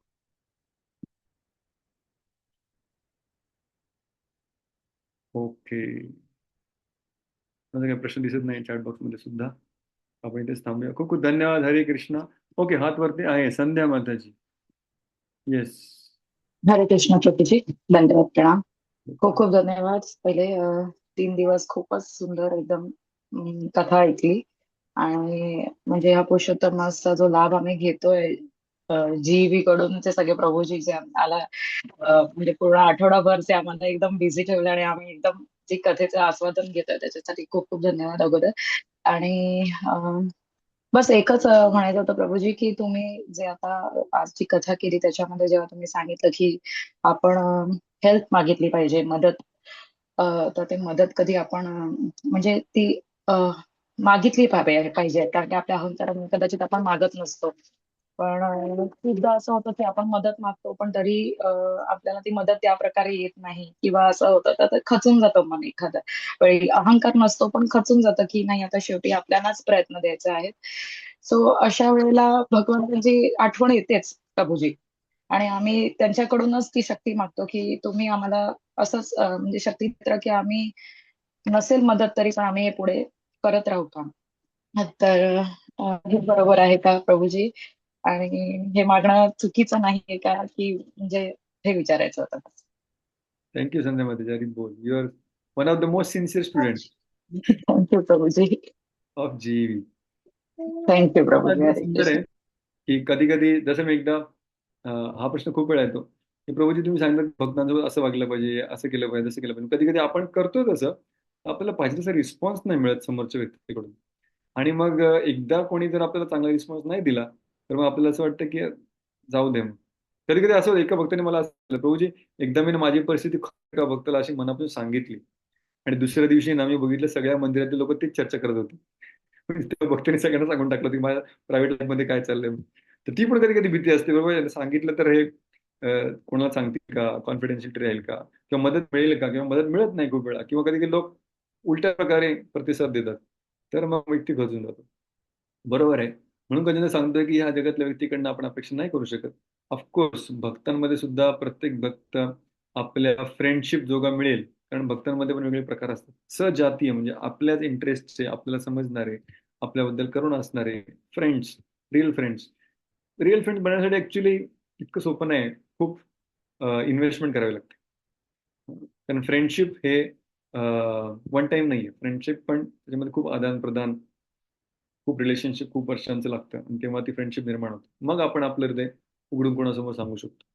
पण भगवंत कधी कधी कधी आपण भगवंतांना प्रार्थना करतो पण त्या प्रार्थनांचं कधी कधी उत्तर मिळत नाही. असं सुद्धा खूप वेळा होतं. आहे की नाही? आता पांडव भीष्म पितामहाकडे का गेले होते हेच विचारण्यासाठी गेले होते, बाबा आम्ही काय चुकलं आमचं, म्हणजे आम्ही खूप मदत पण मागितली, आम्ही भगवंतासोबत होतो, तुमचं पण मार्गदर्शन घेत होतो, पण तरी आमच्या जीवनात दुःख येत राहिली, येत राहिली, येतच राहिली. काय आमचं कुठे गडबड झाली? विश्वपिता म्हणाले की बघा, दुःख येत राहिली याचा अर्थ असा नाही की भगवंतांनी प्रार्थना स्वीकार नाही केली. भगवंत तुमच्यासोबत नेहमी राहिले म्हणजे तुमची प्रार्थना स्वीकार झाली. भगवंत सोबत असताना किंवा भक्त सोबत असताना आपली दुःख कमी होतील की वाढतील हे आपल्या भक्तीच्या प्रगतीची लक्षणं नाहीत. कधी आपल्याला वाटतं जर माझ्या समस्या हळूहळू सॉल्व्ह होत असतील ना, तर म्हणजे मी आता भक्तीमध्ये प्रगती करतो, म्हणजे भगवंत आता माझ्याकडे लक्ष देतात. पण ऍक्च्युली तसं नाहीये. भगवंतांची आपल्यावर कृपा आणि आपल्या जीवनातली भौतिक परिस्थिती यांचा तसा काही ताळमेळ नाही. म्हणजे असे पण भक्त आहेत जे अगदी सुखाने राहतात आणि भगवानची कृपा आहे. आणि असे पण भक्त आहेत ज्यांचं म्हणजे पांडवांसारखे, ज्यांच्याकडे म्हणजे सगळंच गेलं त्यांचं, तरी भगवानची कृपा आहे. तर खूप वेळा आपण भक्तीतली प्रगती आणि भौतिक समस्यांचं निराकरण या दोघांना एक समजत असतो, पण त्यांचा तसा काही डायरेक्टली प्रोपोर्शनल संबंध नाही. भगवंताची कृपा म्हणजे काय, की भक्तांचा संघ आपल्याला जर उपलब्ध असेल. चैतन्य महाप्रभू रामानंदरांना विचारतात की ज्याच्यावर कोणाची भगवंताची कृपा झाली एखाद्या व्यक्तीवर, हे कसं समजावं? ते म्हणतात की ज्याला भक्तांचा संघ भेटलाय त्याला भगवंताची कृपा झाली. आता तुमच्या किती लोक ज्यांना भक्तांचा संघ अवेलेबल आहे? ऑलमोस्ट सगळ्यांना आहे. त्याच्यापेक्षा जास्त कृपावंत कोण आहे? ज्याला भक्तांच्या संघामध्ये कृष्ण कथा ऐकण्याचा लाभ किंवा संधी भेटली. त्यापेक्षा जास्त भाग्यवान, त्यापेक्षा जास्त कृपापात्र आहे. त्याच्यापेक्षा सर्वात जास्त कृपापात्र कोण आहे? त्याला भक्तांच्या संघामध्ये निरंतर नेहमी नेहमी कथा ऐकण्याचा लाभ होतोय. तुमच्या प्रश्नाची सुरुवात तुमच्या उत्तरापासून झाली. तुम्ही म्हणालात की ऑलरेडी एवढ्या प्रभूजींच्या कृपा आहे आणि भरपूर कथा आणि कीर्तन आणि मग मी बिझी आहोत भगवंत स्मरणामध्ये. भेटलं सगळं काही जे तुकाराम महाराज शेवटी मागत होते, की तुला मी कधी विसरूच नाही भगवंता, नेहमी तुझ्यामध्ये मी एंगेज राहू. ते आपल्याला आताच भेटलंय भगवंतामध्ये जाण्याच्या आधी. तर आपण ऍक्च्युली भाग्यवान आहोत. बाकी भौतिक परिस्थिती आपल्याला विचलित करते, असं नाही की ती महत्वाची नाहीये. तिला पण आपण शांत करण्याचा खूप प्रयत्न केला पाहिजे आणि केलाच पाहिजे. वसुदेवांनी देवकीला वाचवण्याचा प्रयत्न केला, भले कृष्णाचे वडील होते. जोपर्यंत आपल्याकडे शक्ती आहे तोपर्यंत आपण आपल्यापरीने प्रयत्न केले पाहिजे भगवंतांना आश्रित त्यांचा प्रयत्न माझे, पण फळ तुम्हीच देणार आहात हे मात्र लक्षात ठेवलं पाहिजे. असं परमपूज्य राधानाथ महाराज एका लेक्चरमध्ये सांगतात की नदी, जसं मी आज जो मेसेज पाठवला होता ग्रुपमध्ये, तर नदीच्या वरकडे दिसताना खूप सारे तरंग असतात. ते तरंग म्हणजे काय, आपल्या जीवनातल्या समस्या आहेत. आणि या समस्यात येत असतात, जात असतात, येत असतात, जात असतात. एक गेली की दुसरी येते, दुसरी गेली की तिसरी येते. तशा नदीमध्ये तरंग येत असतात, लाटा. पण जो व्यक्ती नदीच्या खोलवर जाऊन पोहतोय त्याला मात्र त्या लाटांचा काहीच फरक नाही पडत. कारण जर तुम्ही कधी कधी गेलात, खास करून तुम्ही इधर गोवर्धन इकोलेच्या बाजूला एक नदी आहे, वैतरणी नदी म्हणून, वैतरणा. तिथे जर गेलात ना तुम्ही, नेहमी मी नवीन माणसाला विचारतो, ही नदी कुठे वाहते सांगा, लेफ्ट टू राईट की राईट टू लेफ्ट? सगळं सांगतात राईट टू लेफ्ट, कारण त्याचं पाणी असं वाहताना दिसतं. कारण ऍक्च्युली वारे तसे वाहत आहेत म्हणून ते पाणी तसं वाहताना दिसतंय. पण ऍक्च्युली नदी खालून दुसऱ्या दिशेला चालली. तर वर करणे काय चाललंय ते अगदी वेगळं आहे, आणि खाली काय ते अगदी वेगळं आहे. आपलं आयुष्य असं असलं पाहिजे. वरकडे आपल्या आयुष्यात भरपूर काही होत राहणार आहे, ते आपण काही थांबू शकत नाही. आपलं जेवढं आपलं सामर्थ्य आहे, भगवंताने जेवढी आपल्याला शक्ती दिली आहे, बुद्धी दिली आहे, आपण करायचंय. पण हे सगळ्यामध्ये आपल्याला स्वतःला शोधायचं नाही. कर्तव्य म्हणून आपल्याला सगळ्या गोष्टी करायच्याच आहेत. पण हे सगळं चालू असताना आपल्याला हळूहळू खाली उतरायचंय. की जसं वय वाढेल, जसं वेळ जाईल, तसं आपल्याला खाली उतरायचंय. मला आठवतं जेव्हा माझे आजी आजोबा, खरं मी आधी सांगितलं पण असेल काही क्लासमध्ये, की कधी कधी गावाला मी जेव्हा जायचो दिवाळी सुट्ट्यांमध्ये, आजी आजोबांचं आणि त्यांच्या मुलांचं, भावंडांचं, सुनांचं भरपूर भांडण व्हायचे. कधी कधी इतके भांडण व्हायचे की म्हणजे अगदी गदारोळ व्हायचं. पण संध्याकाळी 6:30-7 वाजले की आजी आजोबा ते भांडणात निघून जायचे, सरळ माडीवर जायचे. अजूनही मला आठवतं, कारण आमचं गाव त्र्यंबकेश्वरच्या जवळच आहे.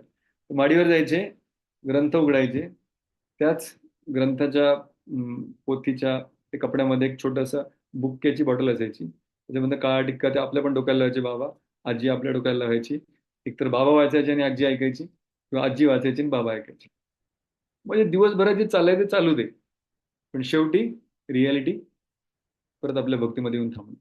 तर तसं आपल्याला दिवसभराच्या आपल्या सगळ्या समस्या, प्रॉब्लेम्स हे आपल्याला डिस्टर्ब करतातच, आणि आपण माणूस डिस्टर्ब होणारच. पण हे 9 to 6 किंवा 6 to 6 जे काय असेल ते, त्याच्यामध्ये आपण आपले प्रयत्न करायचे. पण जेव्हा आपली जपाची वेळ येईल, जेव्हा आपली भागवत वाचण्याची वेळ येईल, जेव्हा आपली गीता अध्ययनाची वेळ येईल, आपली भगवत सत्संग जाण्याची वेळ येईल, ती आपली रिअल लाईफ. तिथे आपण आपला आश्रय शोधायचा, त्या भगवानाच्या गुणगानामध्ये, भगवानाच्या नामामध्ये, भगवानाच्या दर्शनामध्ये, भक्तांच्या संघामध्ये. तिथे आपला आनंद शोधायचा. तिथे आनंद भेटत राहिला ना, मग दिवसभर किती पण लढाया खेळायला आपण मोकळे, काही प्रॉब्लेम. पण जर तो आनंद भेटला नाही, ती स्थिरता जर सापडली नाही आतमधली, तर मग वरचं युद्ध पण मोठी मोठी माणसं नाही लढू शकत. म्हणून आपण बघतो की भागवतामध्ये अशी पांडव जी आहेत, एवढ्या मोठ्या मोठ्या समस्यांमधून जात आहेत, तरी शेवटपर्यंत टिकून आहे. का टिकून आहे? कारण आतमध्ये भगवंतांची साख्य, एक मैत्री निर्माण झाली. आपली साधना जी आहे रोजची, ही त्या नदीच्या तळाशी जाण्यासारखं आहे, नदीच्या गाभाऱ्यात जाण्यासारखं आहे, जिथे आपल्याला अढळ स्थिरता आणि अढळ शांती प्राप्त होणार. ती जेव्हा भेटेल, मग आपण वरच्या व्ह्यूज बद्दल जास्त डिस्टर्ब होणार नाही. जे गरजेचं ते करू, पण आतमधून आपण स्वतः जर स्थिर असू, तर आपण आपल्या परिवाराला पण स्थैर्य देऊ शकतो. आपण त्या लढाईमध्ये सुद्धा काहीतरी कॉन्ट्रीब्यूट करू शकतो. पण जर आपण आतमधून हल्लेलो असलो, घरी काय झाले मला काही समजत नाही, मग आपण पण आपल्या आजूबाजू पण डिस्टर्ब सिच्युएशन आपण आणखी सॉल्व्ह करण्यापेक्षा खराब करून टाकतो, आणि आपण एक समस्या बनून जातो दुसऱ्या लोकांसाठी. कमीत कमी तेवढं होणार नाही जर आपण स्वतःची काळजी घेतली भक्तीच्या मध्ये. ठीक आहे, थँक्यू सो मच. हरे Krishna. Okay, next question. Samsung SM. आता माताजी प्रभूंचं नाव काय दिसत नाही. सॅमसंग SM कोण आहे? अनम्यूट करू शकताय का बघा. हरे कृष्ण प्रभूजी. हरे कृष्णा. आपलं नाव काय? काव्या. ओके, बोला.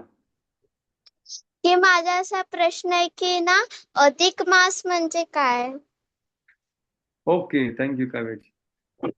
तुम्ही स्कूलमध्ये कोणत्या इयत्तेमध्ये आहात? Which class? 6वीला जाईल. 6वीला जाईल. Okay, very good. तर अधिक मास म्हणजे जसं आपल्या कॅलेंडरमध्ये जानेवारी, फेब्रुवारी मंथ्स असतात ना, मास म्हणजे महिना. आपल्या इंग्लिश कॅलेंडरमध्ये किंवा जानेवारी फेब्रुवारीमध्ये 12 महिने आहेत, बरोबर.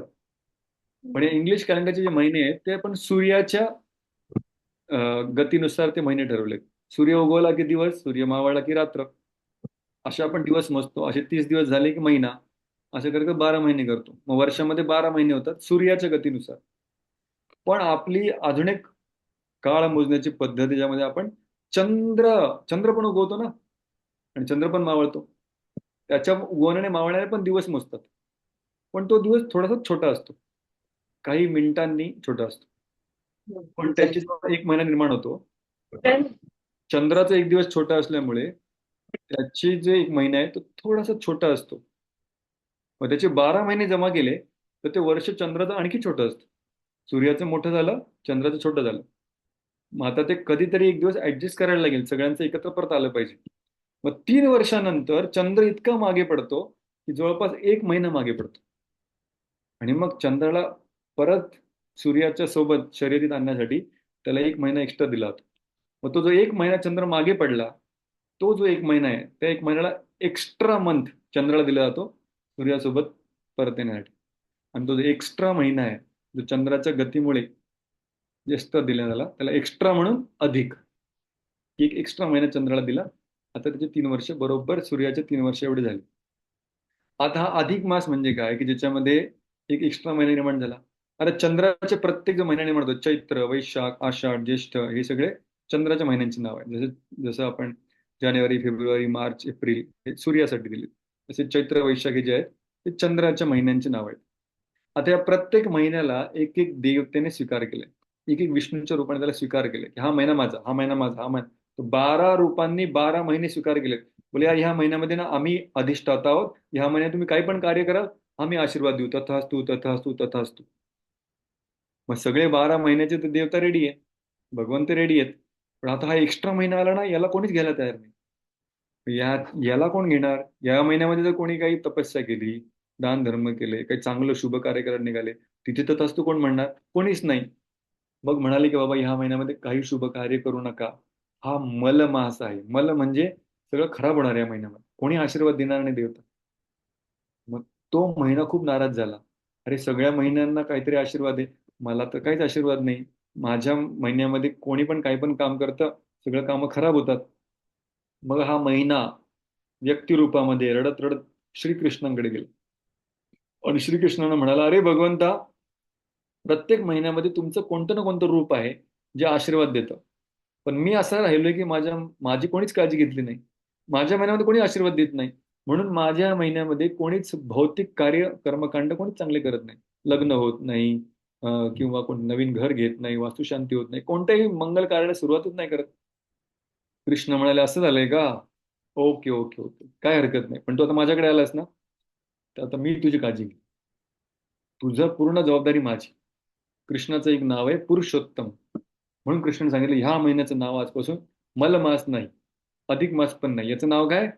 पुरुषोत्तम मास. म्हणजे ह्या महिन्यामध्ये भौतिक कार्य भलेही चांगले होणार नाही, पण ह्या महिन्यामध्ये जो कोणी कृष्णाची भक्ती करेल, जो कोणी कृष्णाचं नाव जप घेईल, कृष्णाची कथा ऐकेल, कृष्ण भक्ती करेल, त्याची भक्ती 1000 गुणा जास्त नवीन सेल. तो अधिक मास निर्माण झाला.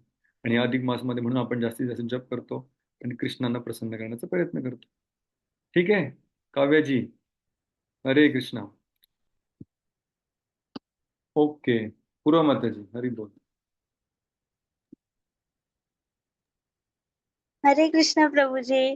काही खास असा प्रश्न नाही मिळत, बट तुम्हाला खूप खूप हार्टफेल्ट ग्रॅटिट्यूड एक्सप्रेस करायचं होतं. बिकॉज तुम्ही जे काही लेक्चर दिलं, जे काही पॉइंट्स तुम्ही सांगितले, ते सगळे मी जे कृष्णाला प्रेयर केलेले त्याचा आन्सर बनून माझ्यासाठी आलेले. So thank you so much Prabhu ji. हरे Krishna. Krishna is reciprocating with your sincerity. Hari बोल. थँक्यू. ओके, प्रीती माताजी, हरे कृष्णा. हरे कृष्णा प्रभूजी, दंडवत प्रणाम. सर्व भगवत भक्तांना दंडवत प्रणाम. प्रभूजी, प्रश्न असा आहे की जर का आपण जे काही काम करतोय किंवा काय ज्या पद्धतीची काय जीवनशैली जगतोय, ह्याच्यातच राहून जर का आपल्याला प्रगती, म्हणजे हा सगळ्यांना जर का प्रगती साध्य होणार आहे, तर मग तुमच्यासारखे लोक जे आज प्रभूजी म्हणजे पूर्णतः समर्पण करून तुम्ही भगवंतांची सेवा करताय, तर मग हे असं का करता? मग तुम्ही का नाही मग आमच्यासारखे असे संसारिक का नाही राहिलात? तुम्ही का असं एवढं समर्पण करायची काय गरज होती मग? किंवा समर्पणाची कुठं डिमांड केली आहे का भगवंतांनी? अच्छा, पहिली गोष्ट म्हणजे असं नाही की आम्ही समर्पण केलंय आणि तुम्ही समर्पण नाही केलंय. तुम्ही पण एका आश्रमामध्ये राहतात, त्याला गृहस्थ आश्रम म्हणतात. आश्रम म्हणजे जिथे भगवंतांची सेवा केली त्याला आश्रम म्हणतात. ब्रह्मचारी एक आश्रम आहे, गृहस्थ पण एक आश्रम आहे. ब्रह्मचार्याचं समर्पण जास्त आहे आणि गृहस्थांचं कमी आहे असं मी कधीच म्हणू शकणार नाही, कारण मी दोघांचं समर्पण बघितलंय. काही दिवसापूर्वीच मी जयपूरला गेलो होतो आणि जयपूरला मी एका भक्तांच्या घरी राहिलो. प्रवीण प्रभूजी आणि त्यांची माताजी, त्यांचा एक छोटा मुलगा आहे. जयपूरला राहतात ते, आहे ते तसे इथले वाड्याकडचेच. एवढ्या लांब राहतात, भक्तांचा काही संग नाही, अतिशय दूर आहेत. कधीतरी भक्तांना पुण्यामध्ये भेटले होते, नंतर वाड्यामध्ये भेटले होते, जीवीला आले होते. पण तेव्हापासून आता त्यांना 7 वर्ष झाली जयपूरला जाऊन. कोणत्या प्रकारचा संघ नाहीये, काही प्रवचन त्यांना जायचे हे नाहीये, कुठे ऑनलाईन क्लासचं काही कनेक्शन नाहीये. पण स्वतः दोघं जण रोज सकाळी 4:30 वाजता उठणार, 5 वाजता उठणार, मंगल आरती करतात, तुलसी पूजा करतात, एकत्र बसून जप करतात, मुलाची काळजी घेतात, त्याची शाळा, त्याचं शिक्षण. त्याची शाळा पण तिकडे हिंदी मीडियम आहे, त्याला मराठी शिकवतात, त्याला श्लोक शिकवतात. हा, आणि भगवंतांना भोग लावतात. त्यांच्या घरी राधाकृष्णांच्या मूर्ती आहेत, हा, विग्रह आहेत, त्यांची सेवा करतात. अतिशय टिपटॉप आणि अतिशय छान जीवन जगतात. आणि तिथे बघायला कोण नाहीये. तर मी विचार केला की माझं समर्पण काहीच नाहीये. माझ्यावर तर माझे टेम्पल इन्चार्ज उभे आहेत, नाही उठला तर विचारतात काय उठला नाही आज, आला नाही मंगल आरतीला. यांना कोणी विचारायला, त्यांना कोणी धाक द्यायला नाहीये, पण तरी हे करतायत, याला समर्पण म्हणतात. मग तुम्ही आता विचारा, मग प्रभू हे 2 आश्रम बनवलेच कशासाठी? सगळेजण गृहस्थ बनायला पाहिजे ना, गृहस्थांचं एवढं समर्पण आहे तर. आपण सगळ्यांमध्ये 2 प्रकारचे मनोवृत्ती आहेत. प्रत्येक माणसाला प्रत्येक गोष्ट करता असं नाही. सगळेजण डॉक्टर होऊ शकतात का? नाही. काही लोकांना इंजिनियर व्हायला लागेल, काही कॉमर्स होतील, काही बिझनेसमॅन होतील, वेगवेगळ्या प्रकारचे प्रोफेशन आहेत. तसंच प्रत्येक व्यक्ती प्रत्येक जीवनशैली जगू शकतो का? नाही. मला सांगितलं गृहस्थ म्हणून भक्ती करा, माझ्यासाठी फार अवघड आहे. किंवा एखाद्या गृहस्थ सांगितलं तू ब्रह्मचर्य म्हणून भक्ती कर, त्याच्यासाठी अवघड आहे. त्याच्यामध्ये कोणी मोठा आणि छोटा नाहीये, समर्पण जास्त किंवा कमी नाहीये. प्रत्येकाची आपली एक मानसिकता आहे, प्रत्येकाची आपली कपॅसिटी, प्रत्येकाची मर्यादा आहे. आणि त्या मर्यादेला अनुसरून आपण ठरवलं पाहिजे की माझ्यासाठी कोणता आश्रम चांगला आहे, जिथे मी भगवंताचं स्मरण करू शकेल, भगवंताची भक्ती करू शकेल आणि मानसिकरित्या पण संतुलित राहू शकेल. तर त्यामुळे भगवंताने वेगवेगळे आश्रम बनवले. शेवटी आपण सगळे आश्रममध्येच आहोत. गृहस्थ पण आश्रम आहे आणि ब्रह्मचारी सुद्धा आश्रम. आता कॉलेजमध्ये जेव्हा मुलं शिकतात, समजा मेडिकल कॉलेजमध्ये अभ्यास करून पास झालेले, माझ्यासारखे सोडा, पण पास झालेले व्यक्ती सगळे डॉक्टर बनतात का? सगळेजण पेशंट चेक करतात का? नाही. काही काही विद्यार्थी त्याच शाळेमध्ये शिक्षक बनतात. ते समाजात जात नाही ट्रीटमेंट करायला, ते पुन्हा शिक्षक बनतात. कशासाठी? पुढच्या पिढीला डॉक्टर बनवण्यासाठी. तसंच गीता वाचल्यानंतर प्रत्येकाने आपला आपला स्वधर्म घेऊन पुढे समाजामध्ये सेवा केली पाहिजे, लोकांना भक्तीचा प्रचार केला पाहिजे. स्वतः आपली मुलं, आपला परिवार, आपले आई वडील सगळ्यांना सांभाळून त्यांना पण भक्ती दिली पाहिजे, त्यांनाही मुक्तीच्या मार्गावर नेलं पाहिजे. पण हे सगळं करताना काही काही लोक गीता शिकल्यानंतर पुन्हा पुढे जाण्यापेक्षा तिथेच ते शिक्षक बनतात. कशासाठी? पुढच्या पिढीला हे सगळं शिकवण्यासाठी. आता गृहस्थांकडे तेवढा वेळ आहे का की जे सगळे शास्त्र वाचून समजून समाजाला समजून सांगतील? नाही तेवढा वेळ. ब्रह्मचारीकडे तेवढा वेळ आहे. त्याला सांगितले ठीक आहे, आता तू घराचं बिल भरत नाही, बाजाराला जात नाही, पैसे कमवत नाही, बँकेचं लोन फेडत नाही, तू काय कर, मग तू स्वाध्याय कर. जे त्यांना वेळ नाही त्यांना तू मदत कर, तू शास्त्र वाच, तू ते समजून घे, ते त्यांच्या भाषेत त्यांच्या जीवनात कसं उतरवता येईल त्यांना शिकव, आहे की नाही?